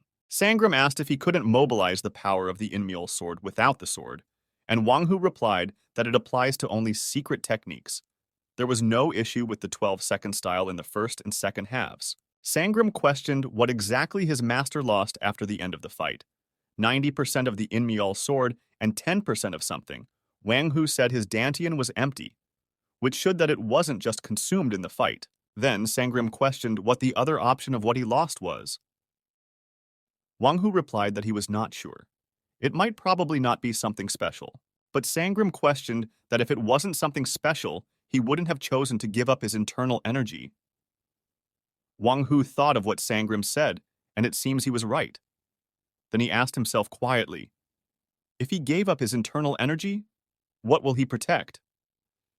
He didn't expect an answer, but Sangram answered. Sangram stated immediately that his own was his hair, as he looked up to his hair which was sparkling in his eyes. But something seems to be missing. In the very center of his head, some patch of hair was missing. He asked Wang Hu if his hair will grow if he restore his internal energy. Wang Hu went to the back of Sangram and looked at the center of his head where there was no hair. Sangram asked him how he recovered his internal energy. Wang Hu told him that it was when he defeated monsters at Seoul Station Gate. He was rewarded with internal energy. Sangram looked at Wang Hu and already came to a conclusion in his heart, but still questioned if it meant he cleared Seoul Station Gate. Wang Hu answered affirmatively that he worked hard to gain internal energy for leveling up. Sangram stood up from his seat immediately and shouted out that they were in trouble. First, they needed to go shopping. Wang Hu loaded the meaning of shopping using the magic skill he learnt and asked Sangram why they needed to go shopping all of a sudden. Both of them started walking out of the cafe. Sangram told Wang Hu that his attire was very noticeable and asked if he had told anyone his name by chance. Wang Hu told him he used his allies, that is Wang Hu. His real name was Jin Yusong. Sangram breathed a sign of relief. Wang Hu is it! That was fortunate of them. Sangram informed Wang Hu they should escape before Sug or government track him. They finally walked out of the cafe. In the top of the cafe, selling by the side, it seems like something was embedded there, turning from one place. Left to the right seems to monitor the cafe. When the thing turned to the right side, it shunned red, which was not very noticeable. It was a CCTV camera. Wang Hu and Sangram didn't know that. As they left the cafe, they were captured by the camera. And awakened, these are transcendent people with special power and physical ability beyond that of an average person. They are the chosen ones who fight against evil. Therefore, awakeners are valuable human resources. The government and companies like SG provide them with numerous benefits and comfortable means of living. However, that only applies to the awakeners who follow the government and SG's rules and regulations, although Jin Yusong was basically a good person. But that doesn't mean he is obedient to others. he will definitely refuse. If an awakener is uncooperative, SG tries to force them secretly, but will Jin Yusong agree to them? Affirmatively, no. What happens when Jin Yusong, the man who doesn't follow anybody's rules, meet the ever-controlling SG? Of course the guild is set ablaze. If using force doesn't work, SG will place pressure on one's relatives. But in Jin Yusong's case, who will be pressured by SG? It can only be one person, and that is Sangram and his family. Sangram's expression wasn't good as he fell into deep thought. Sangram had only one thing in mind as he grits his teeth, and that is to protect his master and his family. Just then, Jin Yusong came out of the changing room telling Sangram he was done. Sangram looked over at him and compliments that he looked much better than before. It seems the modern attire looks much better on his master. Jin Yusong looks at and touches the cloth as he replies that the cloth here are made of interesting materials. Jin Yusong looks over at the bag in Sangram's hand and asked him if there were also for him. Sangram replies that there were the things his daughter asked for. Jin Yusong asked Sangram what her name was, and Sangram told him her name was Sang Soyun. Jin Yusong imagined how Sangram's daughter will look like and commented that a daughter that looked like Sangram will definitely be cute. Sangram didn't understand what Yusong meant and told Yusong that his daughter was pretty and sometimes referred to as Miss Korea. Sangram looked at Jin Yusong and questioned his sudden compliment. That it was unlike him, Jin Yusong told him he was just proud of him. He lost his martial arts and ended in a land he didn't know, but were able to make a family. Sangram was affected by what he said and felt touched. Before he continued, he was interrupted by his master, questioning if he had a job. Sangram told that of course he had a job. He was the president of a construction company, also that Yusong would cry hearing about how hard he had worked. Yusong just accepted it, that it meant he made quite a lot of money. Sangram brought out a black card and told Yusong he was in no shortage of money proudly, and questioned if there was anything he wanted to buy. Yusong talked about the computer Sangram mentioned of in the cafe, which was melting earlier that could record someone's face, and questioned if Sangram could buy it. Flashback. Earlier in the cafe, the president of the cafe was complaining about what went wrong with his laptop, and the near him employee told him that smoke was coming out from his laptop. The president shouted that he was aware. The president complained that the laptop was going to melt down at these rate, and angrily asked loudly who poured lava on it. The employee told him there was a spot on the table that melted earlier as well, but was interrupted by the president, who was blaming the gate at the Seoul station. The employee questioned if that was true, and the president shouted he didn't know. End of flashback at present, Sangram told Yusong. It was a smartphone because it was taken with CCTV. He told him he could get one for him. Suddenly, Yusong's face changed as he remembered something. He reminded Sangram to get some bottles of somayak for him, as fireworks sparks around and he drools remembering the taste of somayak. Sangram looked at Yusong, who was drooling, and understood what Yusong meant by somik, then laughed out and told Yusong he would get it for him since he liked it that much. Yusong interrupted his laughter and told him he needed one more thing. Sangram didn't ask him what that was and casually said he would buy it. Yusong questioned if he really was going to buy it, and it was quite expensive. But Sangram, who was still laughing, didn't take it to mind and even promised to buy it for him. Then Yusong pointed his finger up. Just then, an helicopter was passing by. Sangram looked up when he heard the noise and was speechless. Crows flies past his head as Yusong was still pointing at the helicopter. His face became flat as he was no longer smiling. Sangram cleverly asked Yusong if he was talking about a model, pointing toward a place saying that if they get there, but was interrupted by Yusong, who told him he needed the one that could be able to fly and carry people. Sangram turned with a blank face and told him that the price was a bit too high. But Yusong placed his hand on his shoulder, looking at him with a sharp eye, and questioned what he said. Yusong questioned if he wanted to renege on his word, and reminded him that he promised him with his own mouth, while still holding his shoulder tightly. Sangram tries to justify, but he couldn't speak due to the owain he was feeling in his shoulder. He felt as though Hus's shoulder would fuck off and promised Yusong he would buy the helicopter later. Yusong let him go, and reminded him of his promise. Sangram replied and said in his thought for God to save him, as he stretches and presses his shoulder. Sangram informed Yusong they should be in their way home. Yusong questioned why he was leaving already when he hadn't heard anything about his life. Sangram told him he would tell him about that sometime later, but for now he have to get his words in order. He had to give his family a reason for having his master over at his home. A black Benz brakes and stopped at a street corner near a streetlight. Sangram taped his hand on his car steering wheel while thinking about what to say to his family about his master. Finally, he racked his braces and came up with a backstory for him. He just hoped it would work. Yuseong looked out of the car and asked Sangram if the house he was looking at was his. Sangram answered that IR was his. Yuseong carefully examined the villa building. The lights were turned on as people were still awake.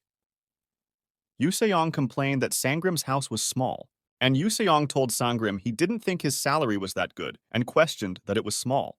Looking at the huge palace in Ming Empire, even half of it the villa can't compare at all, it was almost as huge as half a city. Sangram became irritated and shouted if Yuseong was comparing him to a god. A house of this size was already considered huge in Gangnam. Yuseong looked at him innocently and asked him why he was so angry that he already got it, while whistling with his mouth trying to evade his eyes. Sangram's anger flared up as he told Yuseong that there was no shame in having a small house. You just have to try and get a bigger place. Sangram deflated like a balloon as there was nothing he could do, turned his head to the back and told Yuseong they should go out, but also reminded him to speak formally, because he was going to be pretending to be his uncle. Yuseong reminded Sangram of the education they received in the extermination zone, inflation and espionage, so he wouldn't be found out by an average civilian. Indeed, Sangram thought, certainly his master is a perfect being. He is not just good at martial art, but also other things. That was why he was so revered. So hearing his story, Sangram's anxiety disappeared. Then Sangram looked back at Yuseong and told him they should go out informally. Yuseong reminded him not to speak formally.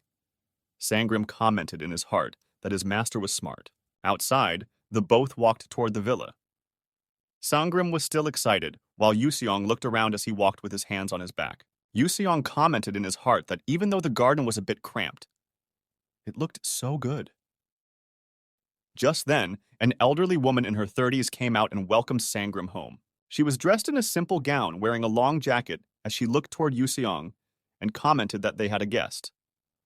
This was Sangram's wife, Yu Hyeon. Sangram turned towards Yuseong and introduced him as his nephew and told Yuseong to greet his wife while he was dripping with cold sweat. Yuseong suddenly opened his eyes with a sharp contrast as though he knew what he was going to do next. In the next second, Yuseong knelt down and bowed towards Yu Hyeon, introducing himself as Sangram's nephew and told it was nice to meet her. He then told her his name was Jin Yusong. Yu Hyeon accepted his introduction, while Sangram was speechless by Yuseong's knelling down and slapped his face with one of hand. Sangram immediately explained that Yuseong meant he was from his side, then explained everything he had planned to say to his wife while she listened. After explaining, he told her with cold sweat and folded hands that Yuseong will be living with them and asked her if it was okay. She looked at him while thinking about something.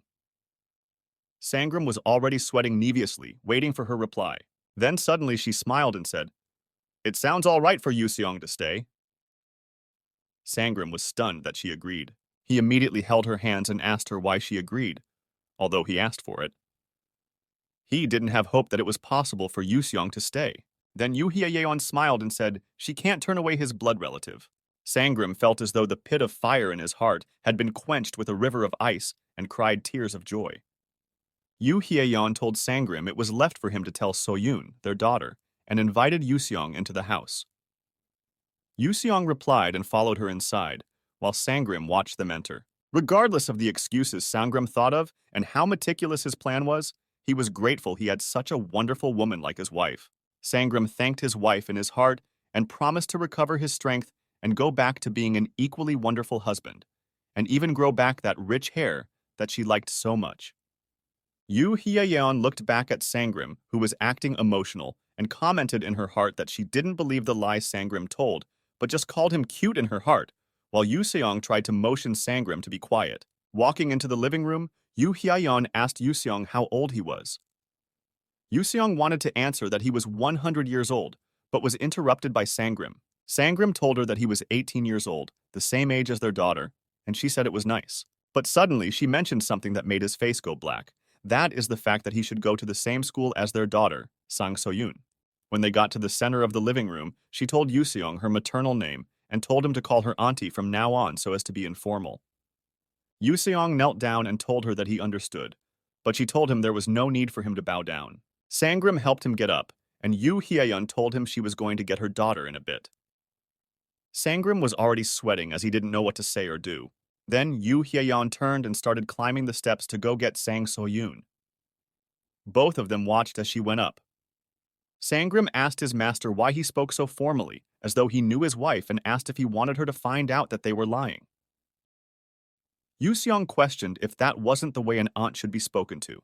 Sangram was speechless and thought of something, then asked if that was how it was in Jungwon. Yuseong replied that was how it was by nodding his head. Sangram told him to speak politely or less formally from then on, just like he's doing. Up the stairs, Yu Hyeon remembered that her husband told her he lost all his family to an accident and that he grew up in a nursery. But out of nowhere, a nephew of his showed up, making her suspicious. She thought right now he's the president of a construction company, but before he was just an ordinary construction worker when she started dating him. Since he became the president, he became a bit different, as if he came from a different culture. He lacked basic knowledge of common customs that are natural to Koreans. One day, 3 low-level awakeners that were at odds with SG randomly took over a construction site, and some of the workers were taken hostage. Her husband saw this happen, was enraged, and took matters into his own hands. He picked up a stick and walked toward the 3 low-level awakeners. He fought and overpowered the 3 of them himself with a single plank of wood, standing unharmed while the awakeners were the ones lying on the ground. Later, the troublesome awakeners were arrested, and he was questioned on how he subdued the 3 of them. He gave an affirmative answer. After the fight, he looked at his wife and told her that they couldn't even use their abilities very well. They were so weak. She looked worriedly at him. Since then, she has monitored her husband closely and found out who he was. She stood at the top of the steps and looked down at the living room. That's right, her husband was from the north. She was worried at first, but her husband completely cut ties with North Korea and is currently living the family man life, and she thought maybe Wang-hoo was a Nampa operative. He could be the son of one of his comrades, a boy who he accidentally met, or even a real relative, though she couldn't sense the resemblance. Wang-hoo was surprised that as the head of the family, Sangram asked for his wife's permission to let his nephew live with him. Then Sangram told him that the social climate here was different. There was not even a king or emperor. Wang-hoo was surprised and asked who was ruling the country. Sangram told him that there was an appointed person to guide the country every 5 years. Wang-hoo exclaimed that it meant the king who protects the life of his people will be chosen. Sangram answered him positively. He knew it would be complicated to explain it fully to him, so he let it be for now. Sangram told him they respected the opinions of others in a system called democracy, and that this system is deeply rooted in this world. He told him it was the same within a home, and Wang-hoo replied affirmatively. Yu Hyeon was at the top watching them discuss as Wang-hoo slowly mentioned democracy, trying to understand the word fully and get it into his head. Yu Hyeon covered her mouth and looked pitifully at Wang-hoo, who wasn't familiar with the word democracy because she thought he was from North Korea. Wang-hoo didn't know that Yu Hyeon was at the top pitying him. Suddenly, Sangram told him he would warn him of something, and Wang-hoo questioned what that was. Sangram warned him not to get involved with his daughter because she looked like his wife and she was very pretty. Wang-hoo was confused because he thought that she looked like him, so he asked him to confirm if his daughter really looked like his wife, not himself. Sangram replied that his daughter really looks like his wife. Wang-hoo told him he got it, that he won't get involved with Sangram's daughter. He totally lost interest because he thought that if Sangram's daughter looked like him, she would look cute, but not anymore. When Sangram looked at him, he remembered that he has seen that expression before and was wondering where he saw it. Then he remembered. At that time, a war general asked him to kneel down and pay his respects to the emperor, but he just looked at him and questioned him while looking at him ridiculously from the top of the hill. Sangram remembered it completely. Wang-hoo looked at him with a kind of puppy blank eyes and told him he promised he won't get involved with her or touch her. Sangram thought, yeah, right. Like he'll ever believe that face. His daughter received cards from different talent agencies while walking down the street. He even heard that the entire school lined up to tell her that they liked her. Well, he thought his master from Youngwon wouldn't know it all. Then he only remembered something from Youngwon. Sangram asked his master if his wife in this world was beautiful, and Wang-hoo answered him if it was so. Then Sangram asked him if he thought his wife in this world was ugly. Sangram glared angrily at him. Wang Hu looked at him and pretended to cough. He told him he never thought, that he never judged people from their appearance. Sangram asked him why he was coughing when speaking, and what was with the delayed reaction. Wang Hu wanted to change the subject, so he shouted at him and asked him why he was speaking informally when he was only a little over 50 years old. Sangram replied that it was much better than to be a 100-year-old monster who was going to see his coffin soon. Sangram told him that his wife was a very beautiful woman and that there were different standards of beauty here. He also told him he can't apply the young one standard to his wife in this case. Wang Hu told him he understood, that he really got it, but his mouth and his facial expression weren't convinced. Sangram knew that his master wasn't convinced at all. Sangram went close to him and asked Wang Hu to say that his wife was beautiful since he pretended to be convinced, but he shut his mouth up. He felt interrogated. It was just like being in an interrogation room. Wang Hu was the suspect and Sangram was the interrogator. He asked Wang Hu to confess that his wife was beautiful, but still Wang Hu didn't want to say it. Sangram urged Wang Hu to speak, and Wang Hu finally shouted it out, but it wasn't what Sangram wanted to hear. He confessed that Sangram's wife was ugly. Sangram was angry and told Wang Hu to get out of his house. Wang Hu told him to think about it, that it was a good thing if his wife was ugly, that if his daughter looked like his wife, he wouldn't want to go close to her, and Sangram was startled. Then Sangram realized that it was also true. At the Qingdao Liuqing airport, everywhere was busy as everyone was working towards their respective ports. Some sat down, waiting for their turn to board the plane. Inside a room in the airport, a man in a suit was sitting down in a chair, tapping his hand on top of the place he placed his hand. He seems to be waiting for someone. Just then, someone came in and spoke to the man, apologizing for keeping the man whose name was Mr. Wolseong waiting. Mr. Wolseong looked at the person who just came in and told him to sit down as he looked toward him. Then Mr. Wolseong started mentioning everything about the man who was told to sit down. He was known as Kang Saryong, a special rank, a combat supporter. He had a Korean mother and he participated in the subjugation of the gate in Seoul Station. Kang Saryong answered affirmatively that he was the one. Then Mr. Wolseong told him to report what happened at the Seoul Station gate. Kang Saryong told him he just happened to be involved in the gate subjugation and told him everything that happened inside the gate. Mr. Wolseong, the head of the SG Guild, listened and asked Kang Saryong how strong the prince was. No, he changed the question to what estimated level the prince was in. Kang Saryong told him that his guess was right. It was estimated to be over the top 200 awakeners. Mr. Wolseong stated that the cap level for a high-grade ranker is 100, not 200, but the prince's case was different. But the only thing that is strange about him is that he doesn't seem to know anything about the system. Mr. Wolseong stated that it might just be that he was a high-level grade ranker that lost his memory. Mr. Wolseong stated it was impossible and spoke in a mature way, using riddles to emphasize what you wanted to say in his mind. Kang Saryong was confused. He couldn't understand what he was saying. Then Mr. Wolseong told Kang Saryong that from that day onward, he is part of the CSG Human Safety Administration Team 5. Mr. Wolseong told him that Team 5 hasn't been formed yet. It will be organized soon. Kang Saryong was surprised that one day he'll become part of the CSG Human Safety Administration and even have his own team. The duty of the HSA, which is the Human Safety Administration, involves handling heavy-duty tasks such as annihilation, manipulation, intimidation, buy-ins, and murder. It is one of the most important positions in CSG, and it is no place for supporters like him. Kang Saryong was confused and questioned in his mind why he was chosen to be a human safety administrator. Mr. Wolseong told him that Team 5's goal was for the prince to die. At Sangram's place, Wang Hu was looking at the television, surprised to see people moving inside it. This was his first time witnessing such a thing. While Wang Hu was watching a movie for the first time, some people were already planning for his death. Sangram and Yu Hayayeon laid on the bed preparing to go to sleep, but Yu Hayayeon called Sangram before he could sleep. Yu Hayayeon looked at Sangram and told him that Yuseong might find the new house unfamiliar, and questioned if it wouldn't be nice if both of them slept together tonight. Sangram looked up and questioned if it was so. Sangram asked his wife if that will be better. and thoughts in his mind that there was no angle like his wife in this world. Sangram left his and his wife's room and walks off climbing the stairs towards Yuseong's room while yawning sleepily holding his pillow. When Sangram finally reached Yuseong's door, he raised one of his hands to knock on his door while holding his pillow with the other hand. Just before his hand reached the door, Yuseong inside the room opened the door immediately as though he was expecting him. Sangram was startled. Sangram questioned Yuseong if he knew he was coming, and if he didn't happen to hear the conversation on the first floor, replied that he didn't lack that much consideration.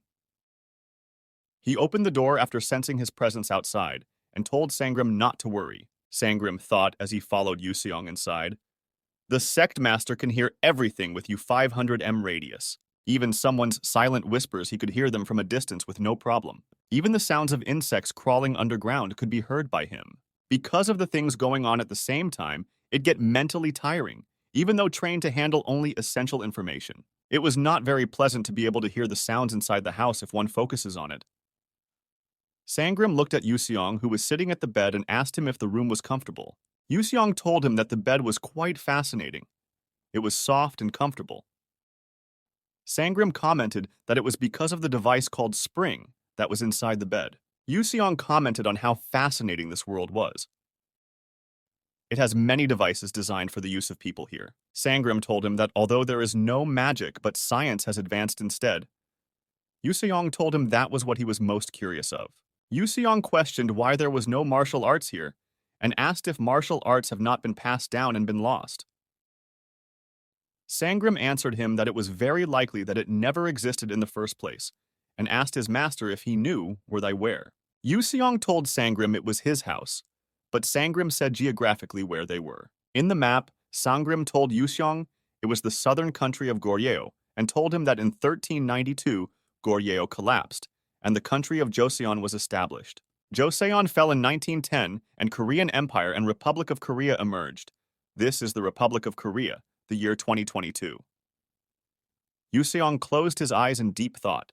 Yuseong thought of everything he had seen and questioned if this was the future. There were many new things, advanced device, different building, and many other things. Sangram told him that these was not exactly the future.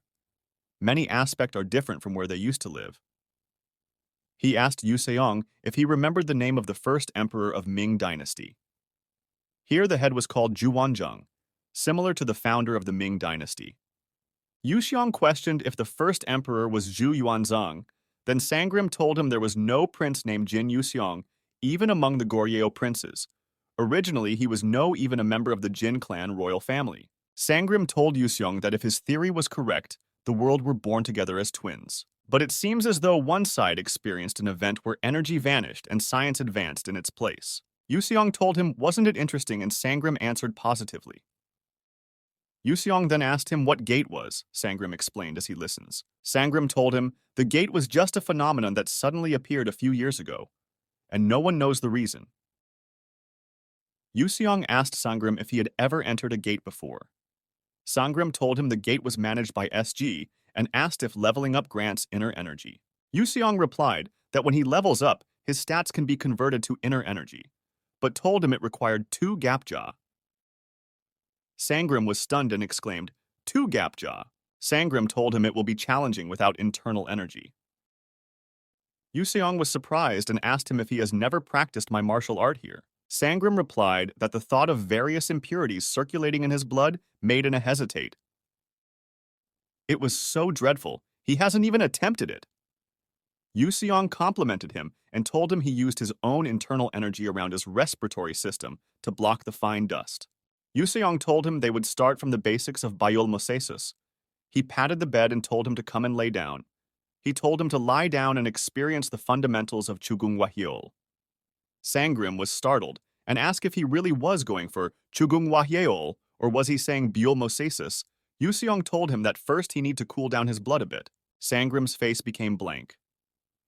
Biolmosasis is the process of removing impurity stagnation from the body using internal energy, while Chugung is a technique that directly strike the blood vessel site to alleviate clotted congestion and release stagnant blood. In reality, it felt like being hit by a dog, and you are the receiving party. Sangram didn't know when Yuseong appeared at his back and told him to prepare himself. He wanted to ask at what time, but was hit by him immediately at his shoulder's acupuncture point. Sangram felt as though his mind and his body has been released from a very great trouble, and lay on the bed paralyzed. Yusong looked at him with a sharp gaze. Sangram tries to speak to his master but couldn't. Because of the paralyzation, he felt helpless. Sangram began thinking why his master was doing these.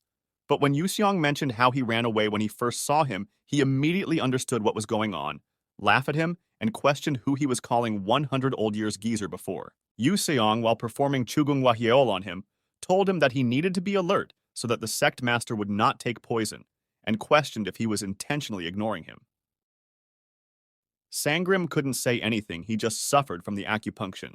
Yusong told him to be quiet because it was for his own good that he was doing so. While smirking evilly, Sangram thought, have his master been keeping that in his mind until now? Yu Hyeon, who was sleeping peacefully, didn't know that her husband was suffering from his sect master's acupuncture. Sangram lamented that his sect master was a narrow-minded scoundrel. At the hospital, Kim Inchong, who already woke up, was trying to confirm if the status window in front of him was real or a dream. But looking at the stats in front of him, it seems like it was not fake but real. He was questioning if he really became an awakened being. Just then, two men in suit excused themselves and came inside. They looked cold and headstrong. One of them was carrying a basket filled with natural fruits. One of them was the deputy director of CSG, Lim Hyun-sang, and the other one was Director Han Ji-hoo.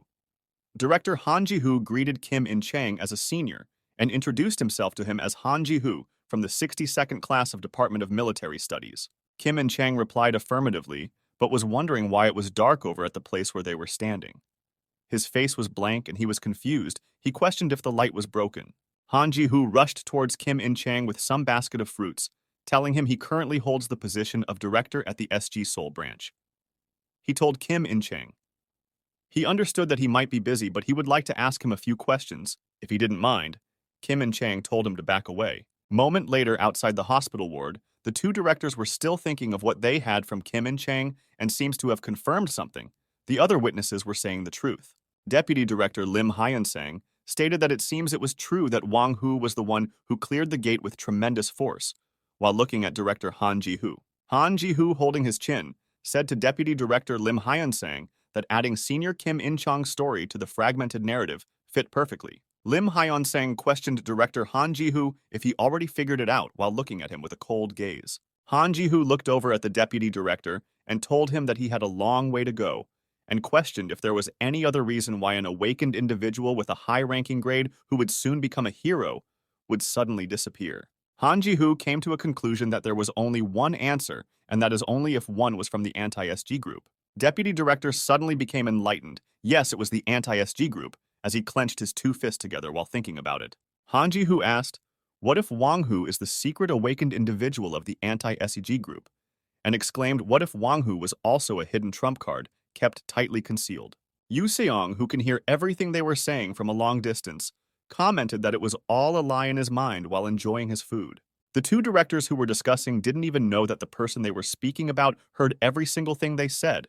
The patients by them felt uneasy because of the way they were discussing. Deputy Director Lim Hyun-sang, after listening to Director Han Ji-hoo remarks, felt that he was right and knowledgeable.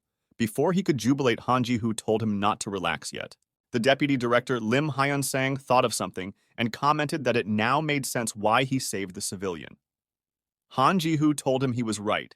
He stated that change the system, one has to first get the public, so they will advertise that they accomplished what SG couldn't do. Except for Yuseong Sangram and his family didn't know they had been labeled as the SE anti-group. Both Deputy Director Lim Hyun-sang and Director Han Ji-hoo concluded that this could be the beginning of the massive conspiracy of the anti-SG group. Both of them trembled when they thought about how SG Corporation that was controlling the Awakened would soon crumble, and lamented that it was very terrifying. Just then, a call came in. Deputy Director Lim Hyun-sung answered the call and was told that his team obtained top-level information. The person said the target reported speaks a strong regional dialect, equivalent to the Jeolla province's dialect. It seems to be serious. Both Deputy Director Lim Hyun-sang and Director Han Ji-hoo ran off towards the scene because it seemed serious. The next day at LF Construction Company, the employees were looking at the boss as he came inside and commented that his complexion has been remarkably good these days and asked if he had some health supplements. Sangram smiled happily and looked over at Director Kim and questioned if she said that he grew tall the other day, and she said that his face looks really good these days. Sangram was happy and questioned if she was really saying the truth while smiling and shining. Sangram, who was complimented, looked up at his hair and commented in his mind that it seems like the acupuncture points technique his master used on him was having some effect. He felt like there was vitality in his hair too. Sangram remembered that it has been 10 days since his sect master has been staying with him, as of today and lately. His sect master has been absorbed in TV shows and internet these days. You never left his chair when looking at them. Among them, he spent his time watching documentaries such as National Geographic. Yusong was staring at the television, which was showing the different types of animals in this world he was in. Sangram was asking if Yusong found it fascinating, especially the scientific information. Yusong saw so many things from the news and information he got, and found out that earthquake had a reason it happens, and also that some rituals they did was all pointless. Sangram told Yusong that he was amazed at the first time he found out that the earth was not square in shape, but was round. At first, when people told him that the earth was round, he thought that the world has gone upside down. Everyone was crazy. Yusong told him he knew and questioned if Sangram didn't know. Sangram told him not to lie about it, that he should not make an empty boast. Yusong questioned if Sangram remembered what he said when he was heading to the West region. He questioned what will happen if he slips and falls of a cliff. And Yusong told him not to be worried because there was no cliff at that time, and told him that the earth was round. Sangram questioned if that wasn't just comforting words. If so, how did he know, because they didn't have any concept of earth being spherical? Yusong told him that he once went up as high as possible out of boredom, just to see it. He saw it then. He was shocked to see the curved appearance of the lands. The earth was spherical in shape. Sangram was dumbfounded and shocked. He questioned how a human reached the high altitude of stratosphere. Then he thought, it wasn't surprising since his master can defeat God, like being inside the gate. The sect master's second hobby was reading martial arts novels and comics, and that was something he has experienced as well. And interestingly, the fictional Central Plains. The martial art novels they read and the Central Plain where they lived had many similarities. In one of the martial arts novels, Yusong questioned and continued reading. Sangram told Yusong that while watching and reading martial artworks, it reminded him of his hometown. At times, when the protagonist in the novel appears more stronger than the sect master, he showed the same expression as his master was doing now. Thus, the sect master gets frustrated and angry, calling the writers trash authors. During work hours, he received a call from his daughter and answered the call. He was interrupted by his daughter's shout. She told him Yusong was bothering her again. Sangram asked her what happened this time. His master's life can't be called quiet because there was an issue. It was the constant conflict between his master and his daughter. This conflict began mainly when it comes to watching TV shows. Both of them would fight on which channel should be switched to. Even delicious side dishes, saying Soyun spit into the food just to make Yusong not eat it. Although they are mostly trivial things, they nag multiple times a day. Sangram thought, there's no reason for his daughter to act like that for apparently. No reason. He told her he got it. He was coming home. Sang Soyun Sangrams complained that she was really annoyed, holding a teddy bear and frowning her face. She remembered going to the refrigerator to get her ice cream and found out that Yusong ate all of them without leaving even a single tub for her. She was blazing with anger at that time. She suddenly looked calm and stated that there might not be something that sweet in the north while hugging her teddy bear. But she didn't resign that way. She said she couldn't forgive him. She threw her teddy bear on the ground angrily while shouting. Sang Soyun remembered when her mom called her and told her that she had a nephew. He was from the same place as her father, the north. She was stunned. She wasn't convinced because her father was the one who looked more like a spy, but Yusong didn't look anything like a Napa operative. So she took her dad's DNA to perform test. Sang Soyun found out it was mismatched. She questioned if he really was the son of her father's comrade, left behind in the north. Sang Soyun dressed herself up and told her mom she was going to meet with her friends while working out. On her way out, she met Yusong, who was sitting on top of the coach crossed leg, and watching a TV show in the television. She felt like he spends every single time looking at the computer, TV, and books. She thought that it was because he didn't have any friend in South Korea. She lamented that it was a shame he had a handsome face just like a movie actor, and stated that she would treat him well. Yusong was watching a TV show, which was showing the first time humanity stepped their foot on the moon. Yusong was stunned by what he saw. That was the first time he knew that there was a different planet, which humans themselves try their best to step into to see how it looks like. Suddenly, Soyun blocked his way happily. Wanting to speak with him, she didn't seem to notice that he was looking at something from the TV seriously. Seong asked her to move out of the way. He questioned what she was doing, because the scene he was watching at the TV was the most important part. Soyun thought that Seong was just looking for an excuse, not to look at her eyes, and thought his excuse was not plausible. She asked him what she should get for him when she goes out. Seong moved his head at the side and told her that he didn't need anything while his eyes was fixed on the TV show. Soyun looked at Seong while commenting in a mind that the number of confessions she had received from entertainment industry so far has passed over 100, and stated that there was no one who pretended that much than Seong. But she didn't know that Seong was not pretending, because he really was seriously looking at the TV show. Soyun flipped her hair to the back and smiled happily, telling him that she was going to meet her friend and questioned him on how she looks. Seong was already frowning his face. He looked toward her and replied that she was ugly. From his expression, it can be seen that he disliked her. Soyun was stunned and confused. She had never heard such a compliment in her life before. Every other person she met said she was pretty, beautiful, and looked like the Queen of Korea. Soyun browsed the internet to know what ugly face meant and saw that it was not a compliment. She was very angry and kicked him in his face, calling him a stupid spy. And that was how the war between Soyun and Seong began. Sangram, who was climbing up the stairs, was thinking about these things. He got to Seong's room and raised his hand up to knock. Even before his hand touched the door, it suddenly swung open by itself. Seong opened it using his internal energy. Sangram came in and stated that it was a waste of internal energy and told him he should open the door by himself. Seong was sitting on the bed. Sangram questioned Seong on why he took her ice cream again, which showed that it wasn't the first time he took her ice cream without her permission. Seong told him that he just ate it because it was there, and asked if he thought it was something his daughter bought. Sangram questioned if he was proud of it. Sangram told him adults were supposed to yield a little to younger ones. Seong questioned Sangram on what he should do if his daughter doesn't show respect for the adults and confronts them. Then he told Sangram that scolding a child was for their sake. Seong told him that, however, since he was not currently an adult, yet he dealt with her like a kid, Sangram was speechless and didn't know how to refute him. Sangram told him that he should try reconciling with her. Seong was annoyed and told him that it was all for his sake.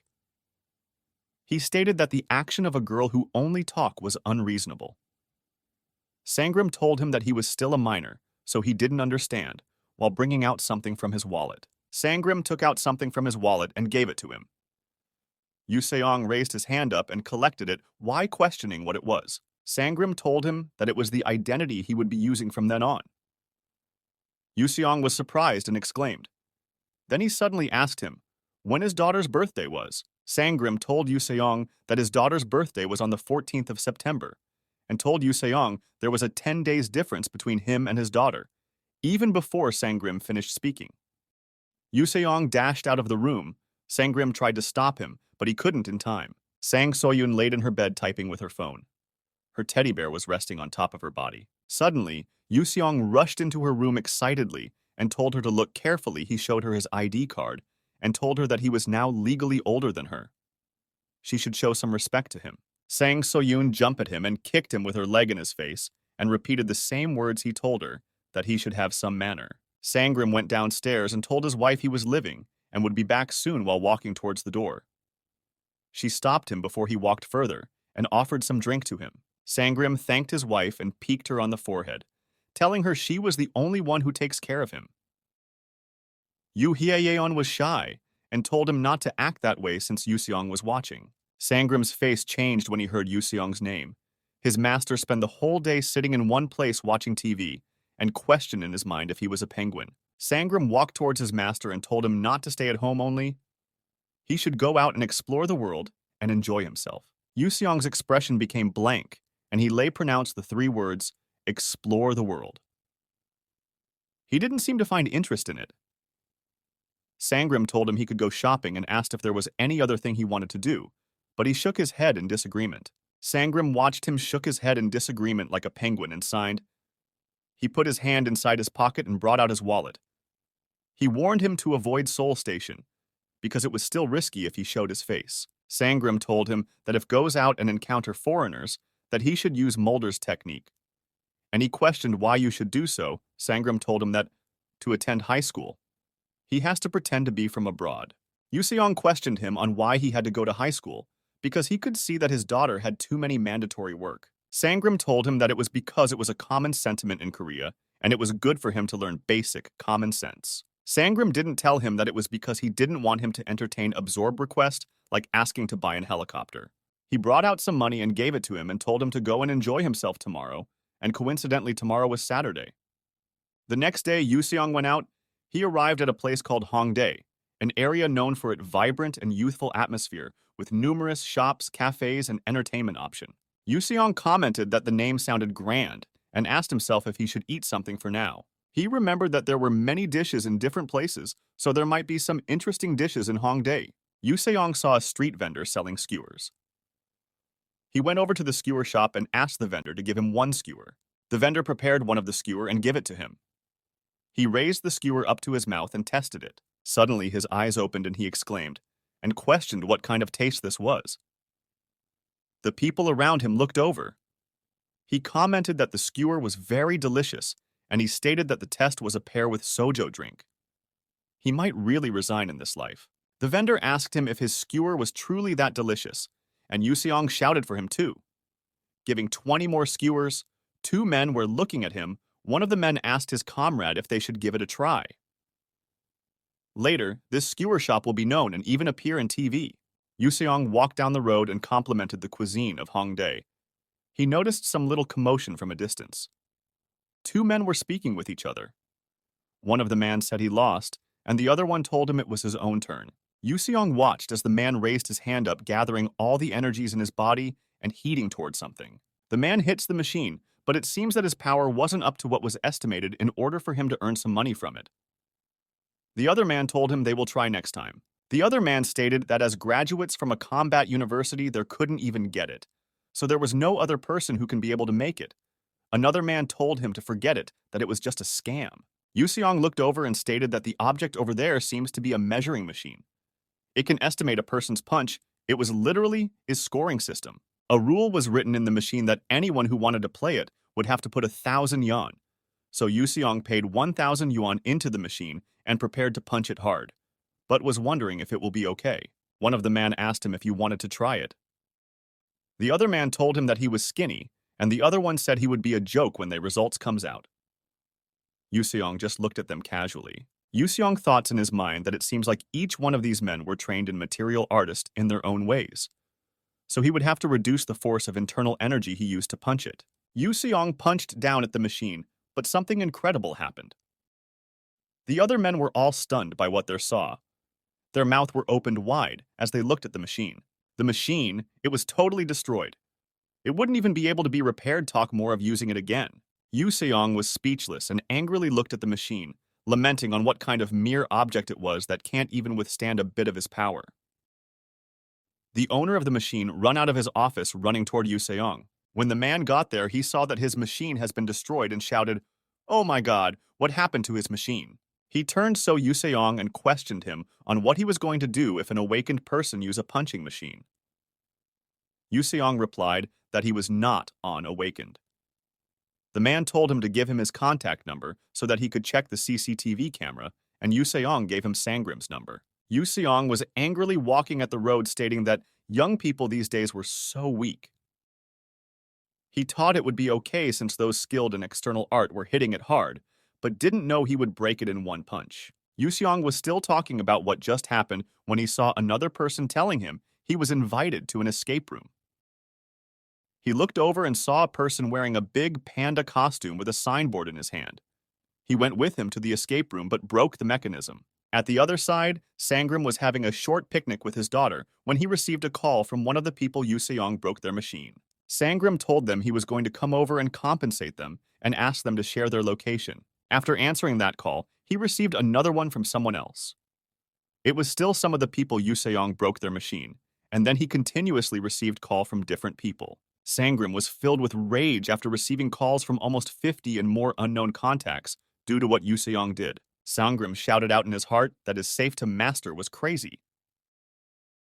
He was bringing much trouble to him, but Sangram couldn't stop Yusong since he didn't have a cell phone. At the escape room shop, the owner of the shop was complaining and emphasizing that whenever an awakened being comes, he disrupts their business. He stated that if proper compensation isn't given, he will have to report it to SG Corporation. His employee said you should have said that in front of the awakened if he was not afraid. The shop owner shouted out that they awakeners are terrifying. He remembered that Yusong opened the safe with his bare hand. Suddenly, both of them were interrupted as some men who looked like gangsters came into the shop. The employees said they were closed, but the men told them they didn't come here to play. The shop owner and the employee only had one word in their heart: gangsters. The shop owners to the front of the so-called bandits while trembling very badly. Sangram and his members, who were called the so-called gangsters, just looked at him coldly as though they would cut him into pieces in few minutes. Sangram looked at the shop owner and questioned if it was true that his nephew had some little accident in this shop. The shop owner trembled and thought in his mind that Sangram had a terrifying face and hesitated, not knowing what to say. Sangram just looked at him and asked him the cost of the damaged item that he will compensate him. The shop owner wanted to refuse him, but Sangram told him that since they were there, that they would cover the compensation for the damage, and he would settle things in a professional way. Sangram also told him that he was also working in the construction industry. So if what was damaged was something related to construction, he would send people to repair it for him. The shop owner was stunned, and his face turned blank. He had never seen a construction worker that looked like a bandit. It was more like a bandit organization than a construction company. Sangram told him that they were also running a small butcher shop while pointing at his subordinates at the side. His subordinate replied affirmatively. The subordinates turned to the other comrade and spoke to him about something. And the other one replies to him that the meat wasn't real meat. The subordinates discuss among themselves regarding the meat, while the shop owner was thinking what kind of meat they were talking about. One of Sangram's subordinate told him he should hand the matter over to him, that he will take care of it. So he answered positively towards him and agreed to do so. Sangram brought out a check from his pocket and kept it on top of the table and told the shop owner to take the check as compensation. The shop owner shook his hands at them and wanted to refuse the money. The shop owner had no other choice, and Sangram kept the check on top of his head and told him to make sure what happened today didn't reach others here. The part-timer at the side questioned in her mind why he kept the check on top of her master's head. Sangram placed his hand on the owner's shoulder and told the shop owner that if it gets to the media of SG, he would visit their butcher shop. The shop owner was frightened and promised that he will not say anything, as cold sweat dripped down his face. Sangram put his hand inside his pants pocket and walked out from the escape room shop together with his subordinates. When he came out from the escape room shop, he exclaimed that he almost revealed that his master was the one who cleared the gate of Seoul Station. Sangram looked over at his poker-faced subordinates and complimented them for doing well. He told them that he was going to treat them to some drink and meat. The subordinates that looked like gangsters suddenly became friendly HR staff members. They smiled towards their president and told him he didn't need to worry about them since he always took care of them. If the shop owner was there, he would have been angered to death since the gangsters he was afraid of were only ordinary HR staff members who were even friendly. The HR members so happily surrounded their boss and told him they enjoyed it, and some were even considering acting. At a different streets called Itaewon, it was quite lovely as people passed by and went on their own business. Yusong questioned where he was. He was walking around but didn't notice when he walked far from the Han River. Then he remembered that Sangram told him to use Mulder's technique. Coincidentally, there were many foreigners there, so it will be suitable for him to use the technique there. He looked around to see who he would use it on. Suddenly, he caught sight of a foreign woman with blonde hair and walked towards her. The woman looked back and saw him, then greeted him in foreign language. Yusong questioned what she was talking about, but the woman looked at him and replied that she couldn't speak Korea. Yusong looked at her and stated that he couldn't hear what she was saying, but told her he would borrow her language in a moment. His eyes shone as he activated the Mulder's technique, copying all languages she knew. When she snapped out of it, but he was already gone, she looked around and thought, did she sleep in the road? And remember that there was a man who spoke with her before her mind was charmed. Then her eyes shone sharply as she realized that someone entered her sea of consciousness with mind control skill. When she got home, she sat down on her bed and questioned herself on what that could have been. She summoned her power and brought it close to her head. She directed a power towards her brain to check out something. She closed the eyes and meditates. She found out that they were trace of shared memories in the language aspect. Thinking about it simply, it was just language. But language is an area where characters are arranged to create a set of rules. In other words, it means that the code she knew had been exposed. She thought it couldn't be possible for this to happen to someone like her because she was normally careful and stood up. She questioned if that means that the opponent was at least an S rank awakened in the spiritual realm. She need to let others know about this before it's too late. This was Amelia Megan, an awakener of a rank in spiritual realm. Even though the sun has already set in Korea, the night was still bright and bustling with people. Yusong questioned why the night was still bustling and lively. He said that in a foreign language after developing the habits of using English because of the Mulder's technique. In the corner of a street in a dark alley, 3 male students were bullying another student, hitting him with their legs on his chest as he sat on the ground. Yusong was attracted to the noise made at that side and looked over, startled to see 3 students bullying a student. The 3 male students kept hitting him while telling him that he was dead now, and questioned him, telling him that he couldn't suck up to the teacher forever. The student who was bullied told them he was sorry and raised his hand up to block the kick that was coming towards him. Yuseong thought in a mind that it seems like some group of pairs were harassing a friend in the school building. He thought, even as the world changes, bullying within the school building always seems to persist. Yuseong decided to help the bullied students. It might a bit extreme, but as long as the face wasn't visible, everything was all right. Then he looked over and saw a store and thought it might have a mask. He walked towards the store and saw that it was closed, although they sold masks. Yuseong looked at the mask inside the store and stated that it couldn't be helped since the mask could serve an important purpose. He used this internal energy to get it out. The 3 students were still bullying the male student in the ground, not knowing that someone saw them and was coming towards them. Just then they were interrupted by Yuseong. The 3 looked back at where the voice came from, standing right there. In the intersection of the dark alley, Yuseong, who wore a mask, looked at the 3 students and questioned them on why they were bullying their friend. The leader of the gangs of students stated that a foreigner was intervening in a fight near Itaewon. One of the students asked what was in his face. Yuseong looked at them coldly with a mask on his face and asked where the Konko's dory was. He made a pose. The 3 students were confused, and one of them asked if he was Zinc Man. Another questioned if he knew martial arts, and the other complained that the combination was terrible. Yuseong remembered that the other Heim had never fought for someone else before. He only fought for himself. He remembered when he ran out from the Extinction Clan, he was surrounded and told that there was no escape for him, jokingly made a statement if that was the end for him. Then he rushed towards them and asked them if they thought he was going to say that. He fought very hard for his life. He told them that rather than dying in their hand, he'll rather become the heavenly demon. He simply fought for survival. But now, a thief implementing justice against lawless gangs, the current team was really cool, he thought. But literally speaking, Yuseong was immersed in the martial arts novels he has been reading. One of the 3 students questioned if this was a hidden camera prank, and another student mentioned that if Yuseong was doing NewTube, it might be captured in the video, and asked the leader what they should do. The leader cursed and questioned what they can do. He told them they would have to find the hidden camera and snatch it as you walked towards Yuseong. He walks towards Yuseong and called him Zinkman. Yuseong was confused since he didn't know who he was calling Zinkman, but he raised this up and looked at him. He told Yuseong to stop the show and reveal his face while raising his hand up to remove the mask from Yuseong's face and Yuseong watched his hand come close to his face. Yuseong used his right hand to hit the student's hand and called him distasteful. The student was shocked to see him do so as he thought that he won't move.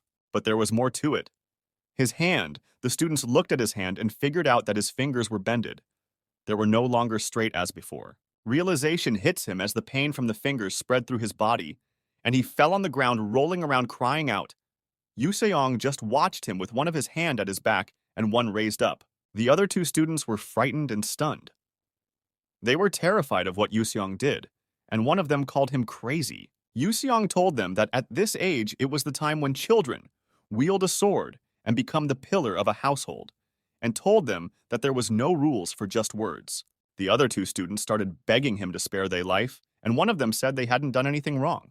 Yuseong emphasized that if they told him what the students they were bullying did wrong, then he would assess and make a decision. They couldn't answer and began trembling because they knew that he didn't do anything wrong to them. But we are bullying him out of fun. Yuseong looked at them and questioned if it was so, then directed his power towards them, and their fingers were also broken. They were stunned while looking at their own finger. Yuseong told them he understood as he bypassed them with great speed. They trembled and looked at their finger shocked. Yuseong told them he could read people's character a bit, and there was no chance of redemption for them. At the heart, them wailing at his back. The three lay on the ground crying and rolling around. But Yuseong told them that since he didn't have a sword with him now, their hands won't be severed, but they'll never be able to use it to hit people ever again. Yuseong looked towards the student who was bullied that was sitting in the ground and mobilized his power, raised his hand up and moved it toward where the student was sitting. Yuseong raised the bullied student up slowly using his internal energy. The bullied student was already panicking. The bullied student was already scared and begged Yuseong to spare his life. Yuseong told him not to worry. Raising the other students up with his internal energy, Yuseong said that as a precaution for any unforeseen event, he would brand him as the target of terror for them. The eyes of the three students shone as they looked toward the bullied student. Yuseong told him that now those guys would never lay their eyes on him again. Yuseong dropped all the students down and walked towards the bullied students, raised his hand and kept it on top of his shoulder and called them boy. He told the bullied student to become stronger. The bullied student was stunned, but finally understood what Yuseong was saying. Yuseong bypassed the bullied student and went his way, while commending himself in his mind that it was cool. The bullied student lamented in his heart that it was scary, but also cried out because that was the first time someone told him to become strong. It was already night at Sangram's house. Yu Hyeon was waiting for Yuseong. Just then he came in through the door and met her standing. She told him she was worried for him the whole time. Yuseong was surprised that it was already midnight and told her that he would be careful next time. She answered okay and asked if anything unusual happened outside. Yuseong told her that everything was all right and that the night of Seoul City was bright and safe. Yu Hyeon was shocked and questioned in her heart if Seoul City's night was really safe, and then understood what was going on. Yu Hyeon looked pitifully at Yuseong, who she thought had been living a harsh life in an affluent society until now. Yu Hyeon hugged Yuseong while thinking of how difficult his part has been while working as a Nampa operative. Yuseong was confused on why she hugged him, and he looked forward without any emotion in his eyes. Yu Hyeon told him that if he had any challenging difficulty, he should tell her about it. While climbing up the stairs, Yuseong questioned what just happened and stated that he saw a look of sympathy in her eyes. Then someone told him he was late. It was none other than Soyun standing at the staircase. She asked him what he was doing outside late at this time, without any friends. Yuseong told her he hung out in Hongdae, but she stated that he was lying. Soyun told him to let her know when he wants to hang out next time so that she could give him a ride, and questioned if he knew how to have fun by himself. Soyun told him that her mom was constantly worried of him. He informed her that he just met her downstairs and told her to take care of her mom because she was a wonderful person. Soyun questioned if he was suddenly giving her advice and angry it throws her hairbrush towards him. Then he evades it and stated that she was slow. Yuseong made a comment that originally it was said that while the tree desires stillness, yet the wind does not cease. The child wishes to support, but the parents do not wait. Soyun was confused. She didn't understand what he was saying. Yuseong repeated it and explained to her that it meant that the children wish to support, but the parents do not wait. Soyun was stunned by Yuseong's words as she looked at him with her mouth wide open. Soyun suddenly closed her mouth with her hand while thinking that Yuseong might have suffered in the north after his parents' death. She felt so guilty and felt like hitting her head on something because she didn't know about that. Yuseong looked back and questioned why she was acting that way. He didn't know that Soyun was coursing herself deep down. Yuseong thought that she was reflecting on herself because of the advice he gave her, and say that although she grumbles in nature, but she was kind. Yuseong went into his room and sat on his chair songs on a TV show and started watching focusedly. Then Sangram came in asking if he was back. Yuseong removed the headset and looked towards Sangram. Yuseong questioned if he had been drinking and Sangram answered yes, that he had. Yuseong told him that this was a skillful deed, having just removed the impurities in his blood. Yuseong told him that his body was not different from a beginner. The resentment built up through alcohol is more dangerous than a blunt object for beginners. Sangram told him he was sorry. Sangram suddenly shouted that it was because his master caused an accident in Hongdae, and he tried to resolve it with his younger brothers who knew about the troubles caused by the Sect master. He felt sorry for sending them away, so he had a drinking session with them. Yusong questioned Sangram if it caused any accident. Then Sangram narrated what happened to him. Yusong questioned if he had been doubted as an awakened being just because of that accident, and Sangram answered positively. Then Yusong stated that having a male at the central plane would be noisier than this. Yusong told him there was no training that day since he was drunk, and Sangram turned to live with a heartbroken face. He said in his heart that it was frustrating that there was not even a single word of apology. Suddenly, he heard something from Yusong and was shocked because that was the first time his master complimented him. Yusong told him that he had been through a lot because of what he did. Sangram almost cried because he thought the master apologized to him. But then he began crying because he felt like he had gone through a lot that day. But he overlooked something. Everything that happened that day. Yusong only said everything had its time, but he had never apologized, not even once. It was all a misconception. Yusong looked at Sangram, who was crying, and thought in his heart that this family was too easy. Yusong decided to watch a movie filled with gripping combat sequences. He witnessed the protagonist of the movie engaging in a fierce confrontation with a demonic entity, skillfully dodging and striking with waving intensity. After defeating and severely weakening the demonic creature, it expressed this belief and cautioned the protagonists against assuming the battle was concluded. It proceeds to mention the existence of far more powerful demonic creatures beyond the gate, assessing that even the protagonists wouldn't be able to vanquish them all. However, the protagonist confidently remarked that they were free to come. He fought the other that he wasn't alone in safeguarding the earth. Yusong and Sangram witnessed this heroic scene unfolding before their eyes. Observing this, Sangram couldn't help but comment that even though he had seen the movie before, it remained impressive. After saying that, Sangram turned to Yusong, his sect master, asking how the movie was.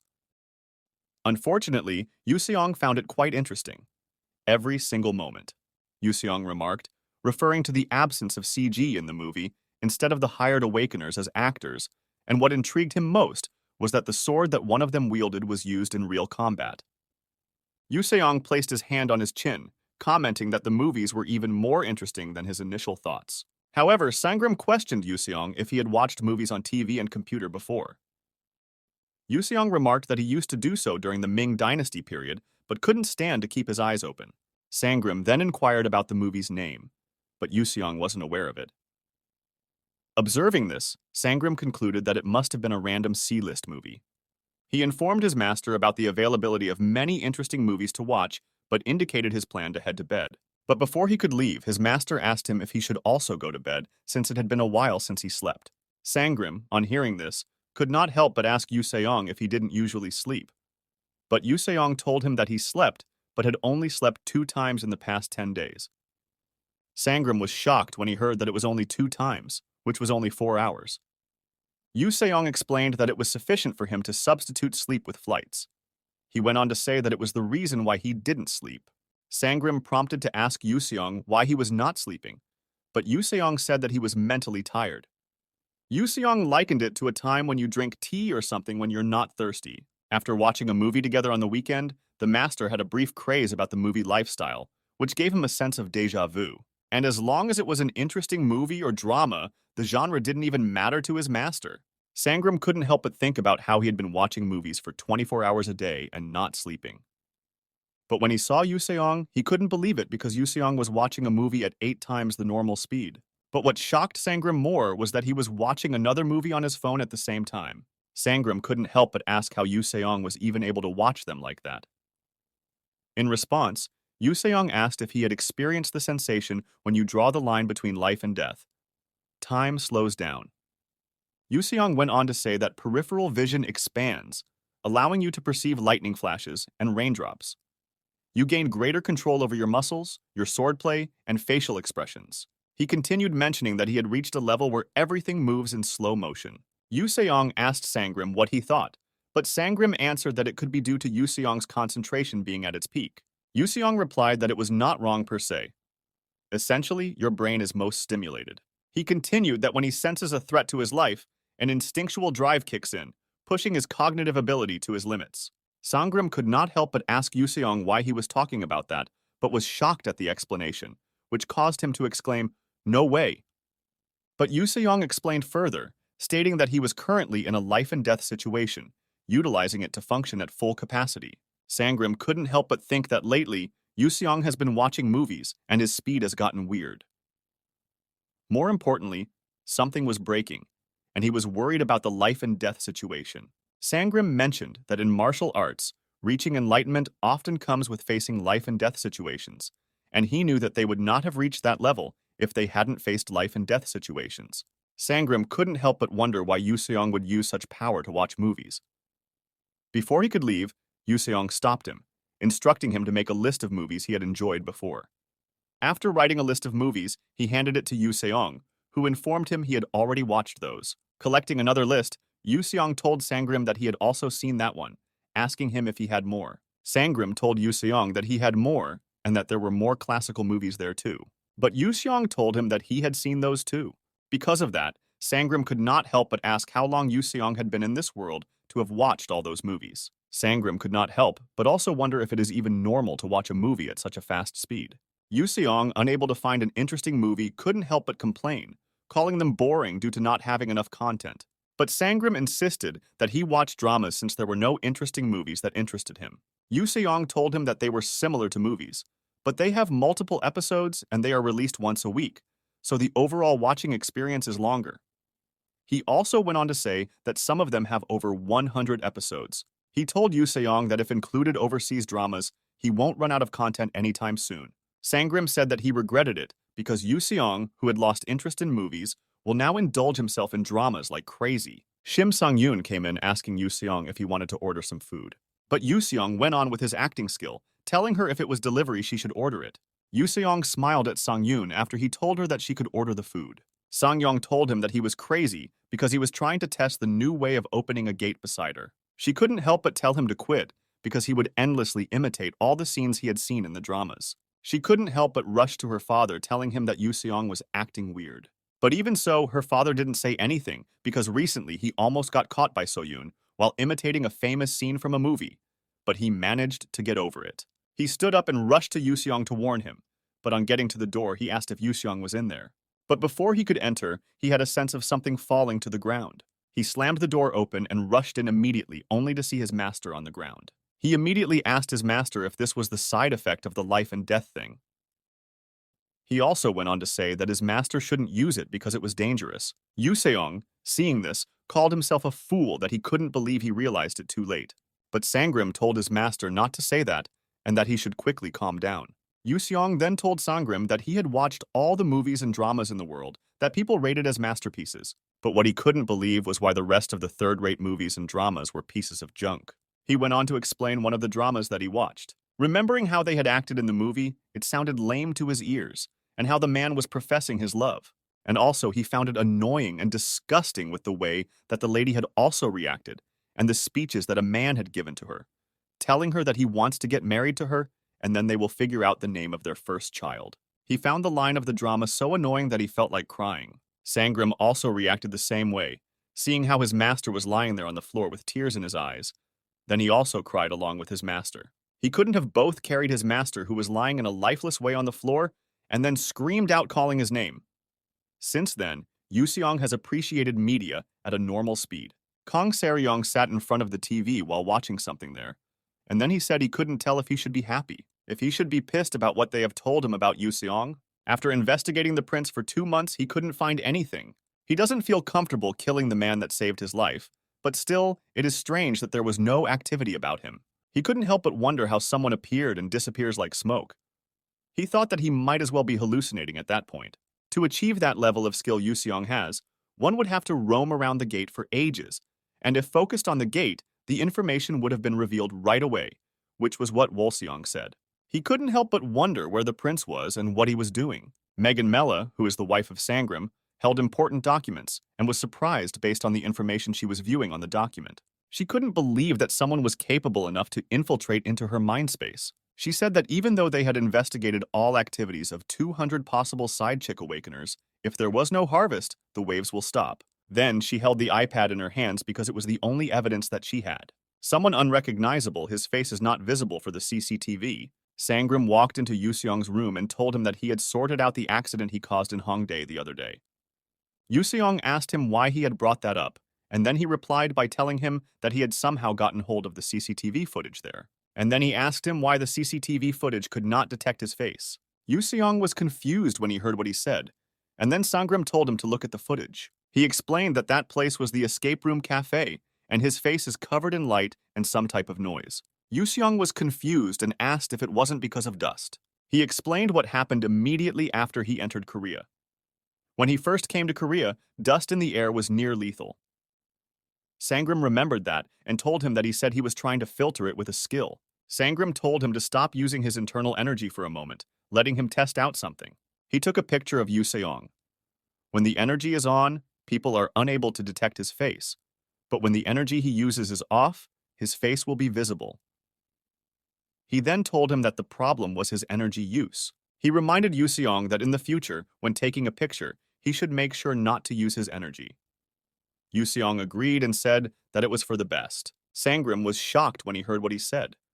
He hadn't expected his master to just agree with what he said. Usually, his master would have asked why he would take pictures with people, but his answer was different. Then he asked Yuseong what reason he thought existed for taking pictures, to which Yuseong replied that he didn't know. But then his next answer shocked Sangram. He said that they would take pictures when they were on a trip, and then went on to say that usually, in most cases, there is a high probability that the man or woman has been diagnosed with a terminal condition. Hearing what Yuseong said, Sangram was confused. Then he said that since he wasn't terminally ill, he would take pictures with his face looking as bright as possible. He continued by saying that there are also cases where one gets involved in a crime, but it was a little less likely to happen, and there was no way he would get involved in a crime, and even if he did, he wouldn't leave any traceable evidence behind. And there are situations where he would be with the daughter of a wealthy family, and then the secretary would take a picture of them. In that case, the guardian of the girl would offer him some money and tell him to leave their daughter alone. Saying that Yuseong understood the courier society so well, he was speechless. And then he concluded that he probably learned all of those things from dramas or movies. Suddenly, Yuseong brought up the topic of the helicopter again and told him that he understood that it was pretty expensive, and Sangram asked him if he just found out. Then he told Sangram that he wouldn't be asking for a helicopter again, which surprised him. He was very happy and then concluded that his master had changed and had learned common sense through the dramas that he watched.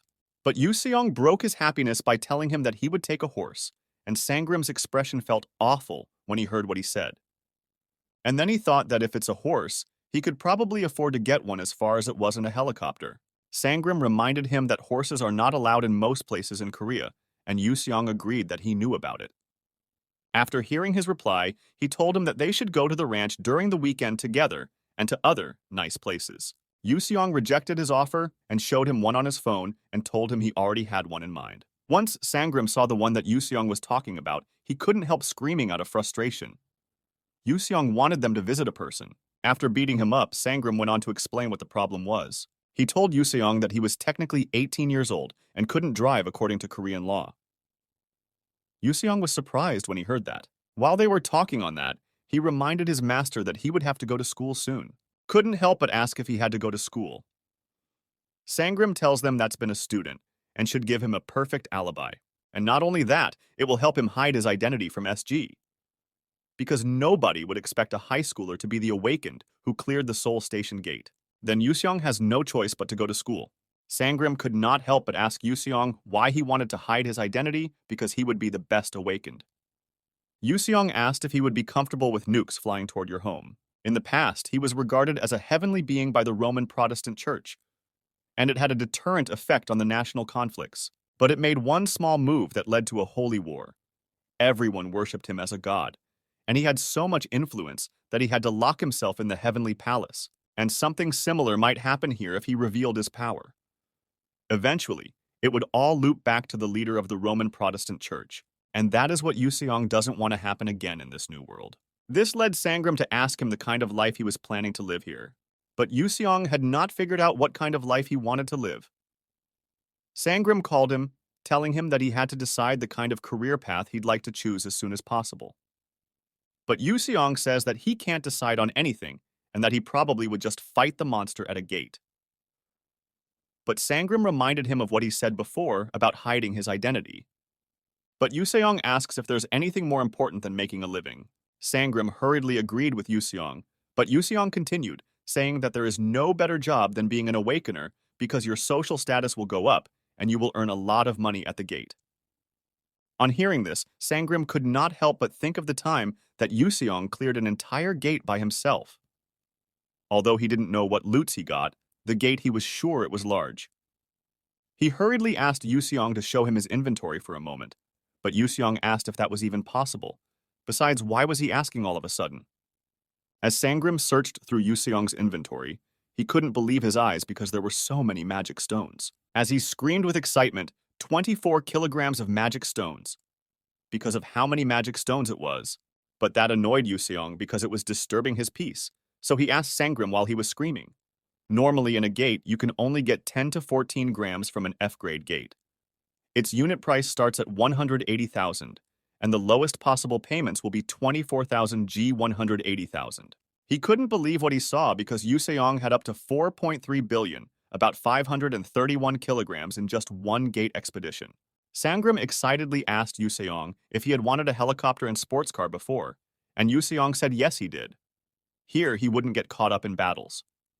Then he gazed at Yuseong like a rich man and told him that he thought they would be able to buy them boldly. Yuseong asked Sangram if a magic stone was a lot of money.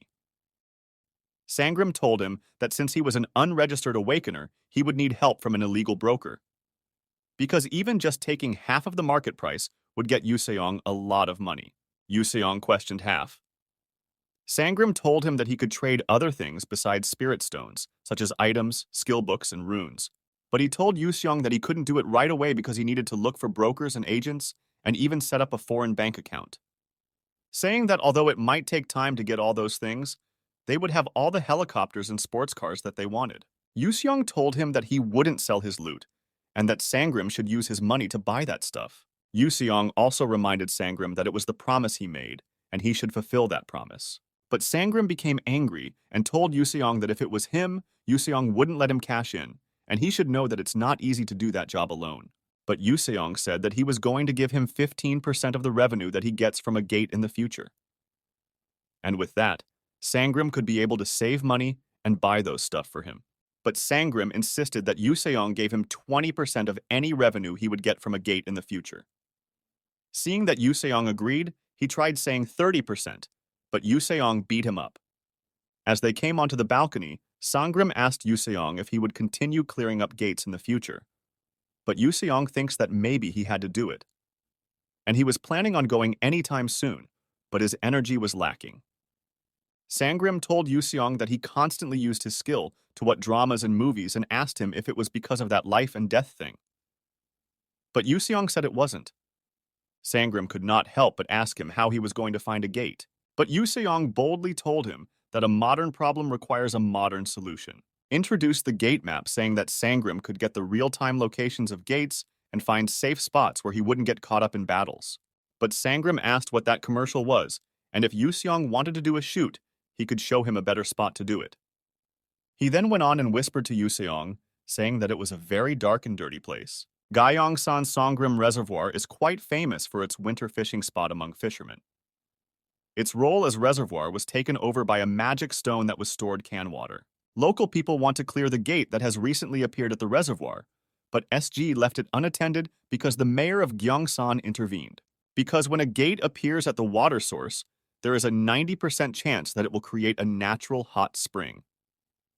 And the mayor wanted to use this hot spring to attract tourists and earn political prestige. On hoping that the media will reveal the truth to the entire nation, he hopes that there would be no more corrupt people getting into power. Although he had never been the best son in the world, he knew that some people were trying to hurt his mom. He couldn't let that happen. He screamed and kept saying that he was a bad son who couldn't even clear a single F-rank gate and that he was going to meet his mother soon, wherever she was. In one of the gates was a demonic monster on the chase for someone, and your target was one person, Yuseong. As he ran, he led them deep into the gate. On getting there, he used his full power to fight against the demonic wolves, since there were many. As he fought, he felt that something was strange. Because the wolves fear the insane power gap between them, they keep coming as if they are following orders that can't be disobeyed. On clearing the gates, his system notified him that he had leveled up, but it also notified him that he had returned to level 1 due to an unknown error. But Yusong didn't care and only looked at the facts that he had gained 30 years worth of energy from the gates. He knew that among the F grades, the lowest gates give only a small amount of XP. The wolves he just fought now were worse than the first monster he met when he cleared up a gate. As he cleared the gate, his system notified him that he had cleared an F-grade gate on his own and gained the absolute ruler of the gate, which can allow him to collect 5% of the XP arranged by other participants in an F-grade raid. As the system asked if he would like to receive a rune, but when he received the original protection rune, it didn't ask him whether he wanted it or not. Now he's giving him another rune informing him of his ability, but the only thing he could see was a considerate human being in the status window. I said, trying to get the rune. He was very curious to know if he had gotten the rune and if there was another error. As he left the gate, the system kept informing him that all the monsters in the gate had been terminated, and that he had successfully cleared another gate with his magic stones distributed automatically according to clear conditions. He finally cleared the gate, came out of the gate, and stepped on top of the water the moment he came out, saying that the steam production from his system is white good because it dried up his clothes and did not realize that a person was standing behind him as he talked about some of the dramas he watched when he suddenly noticed something. He noticed that someone was nearby across the river. A man could not help but exclaim that someone was working on the water. Yusong could not help but get frustrated, saying that this was the reason why the gate's transport system wasn't good. Seeing the person standing in front of him, his senses got dulled, and his energy sense was blocked as well. He immediately knelt and proclaimed Yusong as the savior. Yusong was shocked when he heard what he said because he hadn't expected that he would call him a savior. He immediately started praising him and telling him that he was the one who cleared the gate on his own and walked on the water, and it could only be him. He asked him if he was Jesus or maybe a Buddha. Yusong was confused for a moment, then understood the situation while he stood there staring into space. He flew towards him and told him that it was nothing at all and that he just came down to clear a gate that was tormenting his people as their savior. Yusong asked him why he was standing in front of the gates. The man introduced himself as Kim Inchong. He said that he was about to use the gate to die. Yusong asked him what brought him to desire death. Kim Inchong recounted his life experience to Yusong. He told him that when he was 3, his father died and his mother had to raise him alone. His mother was 26 years old and was beautiful as a flower and had walked hard to raise her son, and he tried to get a good job for his hard-working mother. When he got the job, he realized that she was no more. She lived a hard life and died before she could have a good day. Since then, he has given up on working in Seoul and dedicated the rest of his life to taking care of his mother's grave. But then the mayor of Gyeongsan was blinded by power and tried to destroy the gate, which was where his mother's grave is within the blast radius. So that was why he decided to send his will to different media outlets and to wait for the explosion to kill him. He screamed at Yusong and asked him why he had saved him from dying, that was the only way he could pay his filial piety. He asked how he was supposed to move forward, but Yusong told him to live according to God's will. Every mother is an angel sent to earth on behalf of God. On hearing this, Kim Inchong insisted that a mother is a good person who encourages you to live a good life until the very end, and he doesn't want to let go. He went on to say that there were many evil people in this world. So why was it the only person that has to be kind? But Yusong told him that he wasn't the only kind person out there because he was living a good life. This surprised him, making him recall the childhood memory he had with his mother. Making him recall that his mother always tells him to live a good life. Yusong went on to ask him if he thinks that he is very filial. He went on to say that Kim Inchong already knows what his mother would have wanted. He showed him that he had cleared the gate that had been bothering him for a very long time. Yusong continued by saying to Kim Inchong that he could rest assured that he was going to protect his mother's resting place. Yusong told him to live a good life and always be happy since he was protecting Kim Inchong's mother's resting place. As he left, he kept blaming Sangram because he said that no one was going to show up beside the gate. But since Kim Inchong believed that he was a real god because he had used omnidirectional voice projection, heart wisdom, and levitation, there was no problem. And of course, his experience as a master had helped him. Surprised to hear that there was someone else in the forest, Yusong paused and listened. He heard people discussing the delayed explosion of a gate. He also heard the mayor saying that if the gate doesn't explode, his political rating will go down and everything will be over. Seeing how things were played out, Yuseong immediately realized that the one screaming was the mayor.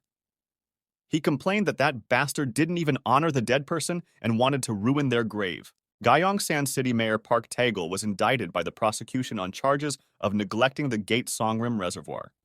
And after an overnight investigation, the Gyeongsan City Mayor Park Taegul admitted to most of the changes. As Sangram watched the news on TV, the SG Korea headquarters was responsible for the terrible use of gates as a private tool for economic gain. On seeing the news, Yuseong thought it was bittersweet. But Sangram tells him that he doesn't think the current situation will end with the mayor's resignation. Sangram stared at the documents that Yuseong gave to him, telling him to reveal them to the world. He asked him where he got those documents from because he thought he went off to the gate. However, he refused to reveal it to the world at first because he thought that the documents that Yuseong brought wouldn't impact Gyeongsan's mayor much. But he still thought that no matter how good the evidence is, the close-knit circle of politicians won't let it get publicized to protect each other. Because of that, he told Yuseong that it was impossible. But Yuseong insisted he gives it a try before concluding. He still had to listen to Yuseong because he was his master, and tried convincing himself that he was appeasing his righteous conscience by distributing the information to different media outlets. Surprisingly, the mayor's fault became known to the world, which shows that the evidence he uploaded worked. And because of the evidence, it seems that the bigwigs that used to back the mayor abandoned him. In the end, Yuseong's move was right. Sangram could not help but think that something like this used to happen in the past too. Like the man who pushes his idea to the end, even if everyone tries to tell him that it wouldn't be possible to execute, he would say that even if you can't eat it, just bite the bullets and do it. And of course, there were a lot of things that didn't work out as people expected. But even after this, he would say, "I'm glad I at least tried it." Turning to look at his master, Sangram could not help but think that his master embodies the ideal image of a leader. But he then thinks that it was probably because the demonic cult dominated the central district and got a little taste of power. On seeing his expression, Yuseong asked what it was with a disrespectful expression. Not hearing about Kim Inchong's story, Sangram could not help but say that it looks like his story didn't get out to the public. Maybe it's because his will revealed some information about the major political players. But Yuseong didn't agree, saying that a will is an object meant to be completed by one's death. But since Kim Inchong was not dead, it's not believable. But Sangram insisted they care about themselves from now on because it was a big issue when the gates that were scheduled to be demolished were cleared. He also went on to say that there were already a lot of people online relating this to the Seoul station incident. And although it's still being treated as just a conspiracy theory, but Yuseong told him that he doesn't have to worry because he won't be found out. But Sangram tells Yuseong that even if his face doesn't show up on CCTV, the cluster of light covering his face itself can be evidence. And the risk of exposure is further increased by the fact that he stole those hidden documents from the mayor. Yuseong assured him that he would move more carefully next time, and at the very least he hadn't shown up on any CCTV in Gyeongsan. But Sangram still insisted that he shouldn't do it next time. What about his car's black box? How would he avoid all the CCTV in the world? Yuseong tells him that it was possible because he could hear the unique sounds of every engine or vehicle passing by. Sangram asks him, what about the train? But Yuseong said he ran back and forth to Gyeongsan. Sangram couldn't believe he had run that far. Yuseong asked what it meant by far, but reminded him that when he was running around Hebuxiong Fortress, it took more power. Hearing this, Sangram could not help but think about the place where the fortress was located, which was similar to modern-day Korea. Now that he thought of it, he had walked that street before. Suddenly, he remembered something that led him to turn to Yuseong, telling him to return the transportation money he gave him. But Yuseong was curious and asked why he should return the money. Sangram tells Yuseong that he had to return the money because he was the owner. But Yuseong hit Sangram, telling him that he ran to save up the money, and that's why it was finally his. Sangram could not have asked him what he was saving money for, but Yuseong kept reminding Sangram that he promised to buy him a horse. While he would buy a helicopter? Kim Inchong, who had met the heavenly demon lord, lives his life in peace. On the other hand, Kim Inchong lives another day with his mother's and master's words engraved in his heart. Sangram told his master that his wife wanted to go on a family trip soon, telling him that she wanted them to go before he started school. Yuseong agreed, saying it sounded good, and that if they were going, they should go to a place that had good air and water. On clear weather at the hospital, everything was going fine. On finishing the rituals, the other man asked how was the ritual, and she told him that it was done and was successful. She confirmed that all the statements that were made by this man who was lying on the bed were true, and none of them were lying. On confirming that the target is truly a native of the Honam region, Megan Mella told him to rest assured that the man lying on the bed couldn't deceive her because she used psychometry, memory sharing, and even the scale of truth to check him. So he asked her if the sketch matched the picture of the homeless person. But she said she couldn't know that much because what could be read through her skill were only the distorted memories from the observer's perspective. Seeing him confused, she had no option but to explain that if the memory sharing skill is used on 100 people who have seen the face of Chief Boo, 100 faces will emerge. But since the target in the homeless person's memory has distinct clothing and features, it means that she had to pay attention to the clothing and manner of speech. The facial features are somewhat younger, similar, but there won't be definitive evidence to rely on. And if it was like that, it would be difficult to find that homeless person. But since the SG and National Awakening agents in Korea each have half of the operational rights, if the target of the Seoul Station incident is apprehendable, the nation could take them first. And when that happens, the balance of power crumbles completely. It doesn't matter who does the removal, but if inclusion was possible, it has to be the SG. Vinny.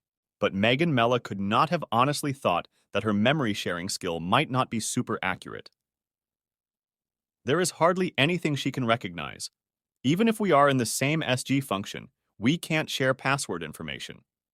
She could not help but think, who is that person that has dared to steal the password upon which the future of humanity hinges? But whether she lacked information. On leaving, he asked Megan Mella if the awakened who cleared the Gyeongsan gate also went on saying that the probability of him not being the target of Seoul Station was very high. Mr. Kong agreed immediately, saying that they had conducted a comprehensive investigation of all foreign passengers captured by CCTV on entry routes leading to Gyeongsan, saying that they should consider the unregistered awakened individual who was originally residing in Gyeongsan cleared the gate. But now they could not help but think that the one who cleared the Gyeongsan gate and the one who cleared the Seoul Station gates are the same. But if they assume that the target of Seoul Station cleared the Gyeongsan gate, why would he go all the way to Gyeongsangbuk-do? His partner was shocked and asked him what he was saying. He explained that the person they were after was not from Honam, and he probably knew that they were after him. He continues saying that it could be bait information to make them believe that he speaks her Honam dialect. The other partner completed that their target might be acting like he was from Honam, but trying to make us think he's not, creating the illusion that he is not really from here, or he might not be from her Honam, but at the same time trying to give the impression that he is, making us believe he is. On hearing this, the other partner thinks that their target is meticulous and flawless. On his other partner angry, he told him to drive safely to not cause an accident. Asking her husband how much longer it could take until they reached Sokcho, she kept feeding him his favorite snacks. He replied, saying that it seems like they'll arrive anytime soon. While looking at the beautiful scenery, she couldn't help but say that they'll arrive earlier than she thought. But seeing a huge hole ahead, they couldn't help but ask what it was. Shim Sang-yoon says that it was a trace of the triplets' gate. She continued explaining that back in the day, 3 gates appeared simultaneously in Sokcho, but they were left alone and ended up exploding. But Yuseong asks if there was corruption like the Gyeongsan gate.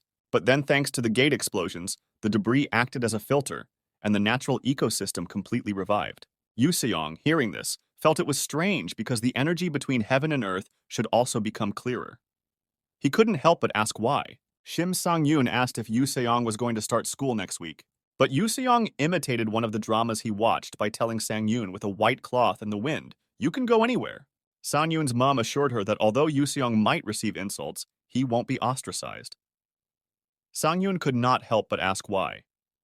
Her mom went on to tell her that Yuseong is handsome and that girls will take good care of him. Sangram, hearing his wife complimenting a 100-years-old monster being handsome, his eyes almost pop out while driving.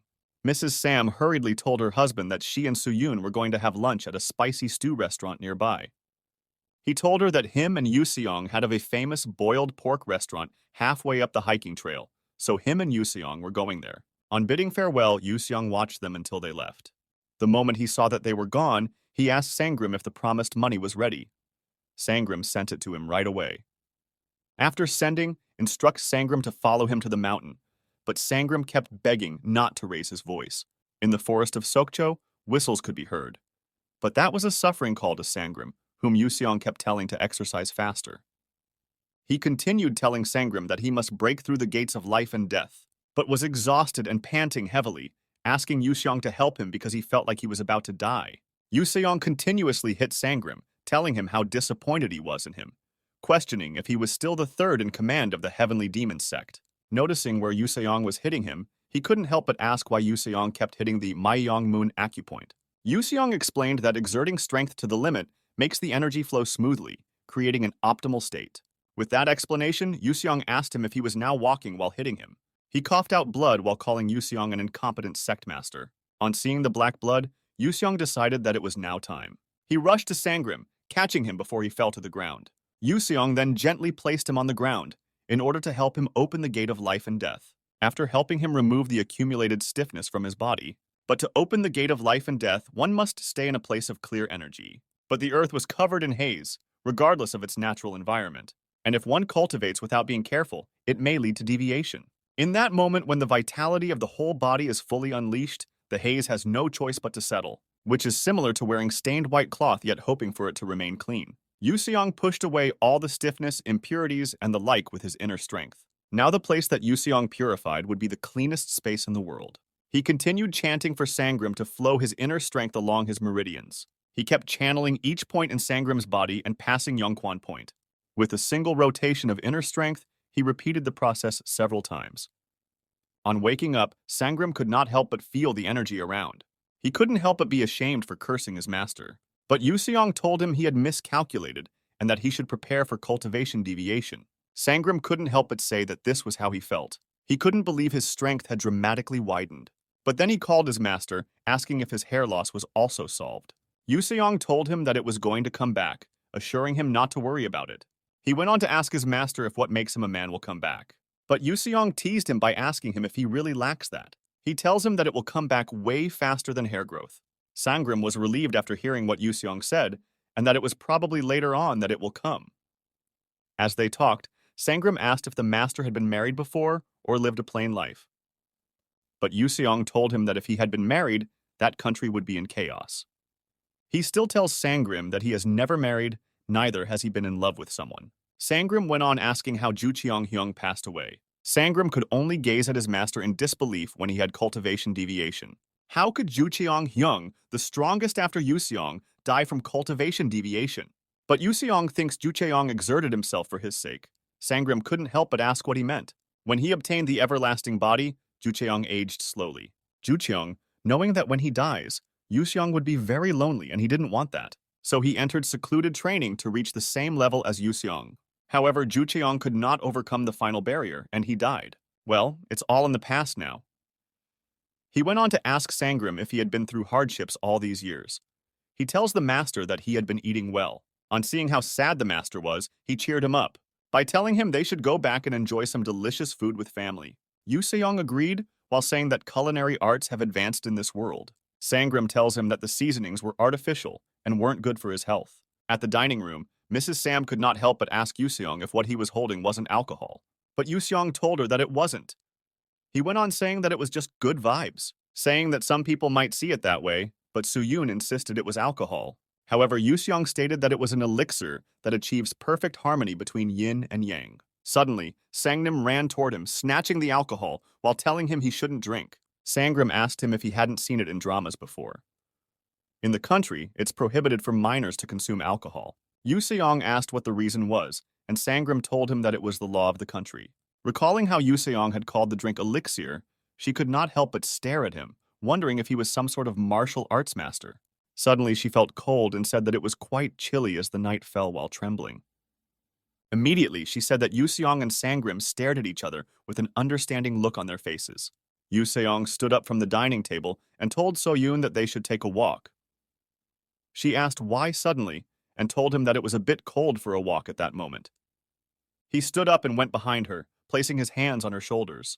He gave Sangram a knowing look with the expression that he knows what he is supposed to do. Sangram understood his master's look and carried his wife in a bridal carry manner. He dragged Soyun outside, complaining that he was annoying. Before leaving, he raised his hands towards Sangram, telling him that he owed him 100,000 won for the seat vacancy service. Sangram was grateful. As Soyun strolled, she felt that the beach at night was quite chilly for a walk. She wondered if the pieces didn't feel cold. Meanwhile, Yusong stared at the sea at night, knowing that it had been a long time. He remembered how people were after them in his past life, wanting to kill him and Sangram. During that time, Sangram had complained about how they had followed them down to where they were. Jucheong turned OE, saying that even if they were to meet their end, it had to be them of all people.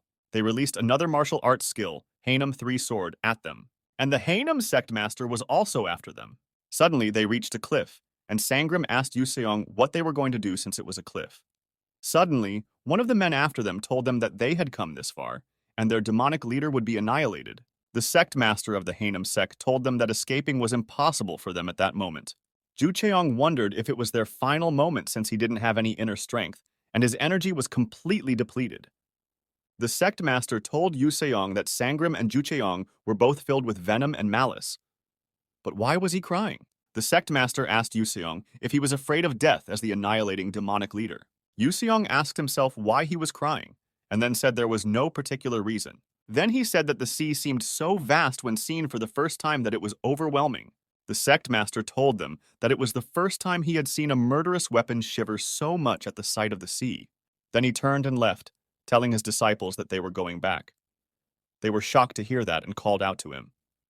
Yu Seong asked the sect leader why he was sending them away. He replied by telling him that there was no particular reason. And then he told him that it seemed that Yu Seong was too big to fit into his eye. Since then, he has stayed with them for 12 years. They couldn't understand why the departed sect master had let them live, since they were not supposed to let them survive. Soyun suddenly interrupted his thoughts and asked him if he was thinking about his girlfriend.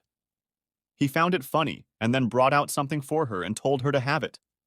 It was a bracelet woven with the 7 rarest gems in the world, the 7 stars. She said that it was so beautiful and asked if it was his. He told her that it was something a child named Ju Hyami gave to him. She was the 3rd emperor of the Great Myeong Empire. It was a small gift that she gave to him. He found it hilarious when she called it a small gift because it was more precious than a castle. She told him that if he were the owner, then no one would dare to covet it. She told him that even though a meteor passed through the sky for a moment, she wished him eternal life. Yu Seong told her that his life wouldn't be eternal, but would be longer than others. She held his hand and asked him if he continued to live for a long time, even after she died. Could he do something for her? That was to think of her every single time he saw the bracelet. He concurred with a solemn commitment, assuring her that he would earnestly strive to honor her wish and hold her memory close. Although she didn't get to live long enough because the moment she chose her, the power of the Ju family became unrivaled. From the moment that he reached the age of 20, she never appeared before him again, and he could only see her from a distant place, a poignant separation that cast a shadow over his longing, as the distance between them seemed to stretch endlessly, amplifying the ache in his heart. The relentless power struggle had mercilessly swallowed her up, leaving her entangled in its unforgiving grasp. She was told that she was not suitable to be the emperor, and it would be better if she handed over the position quietly before dying. Her brother had killed her just to become the emperor of the great Ming Empire. When he arrived there, it was already too late, and then he asked her brother whose decision it was for her to be the truth and kill. He was shocked when he saw the sect master. He never permitted anyone to do that. Regretfully, he wondered if he had accepted her feelings. Maybe she could have been saved. Fueled by anger over the rebellion caused by her stepbrother, she was appointed as a god. Did people try to quell his wrath and anger, pleading for their lives because he had turned into a being soaked in dreadful madness? He was shocked when he heard what they called him, and how they said that they would offer the neck of the impure blood of the Ju family who had dreamed of rebellion. They called him their god, and told him that if he waited a little longer, those who bear the name Ju family in the Central Plains would disappear.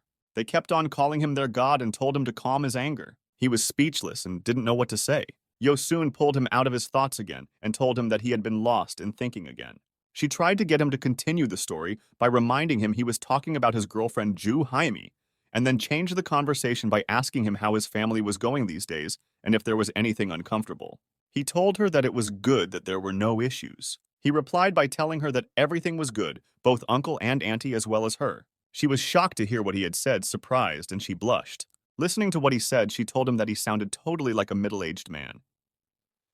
He ignored her and told her that they should go inside because it was cold. She told him to take his jacket back since it was cold, and he told her that he didn't need it. Pet the cat.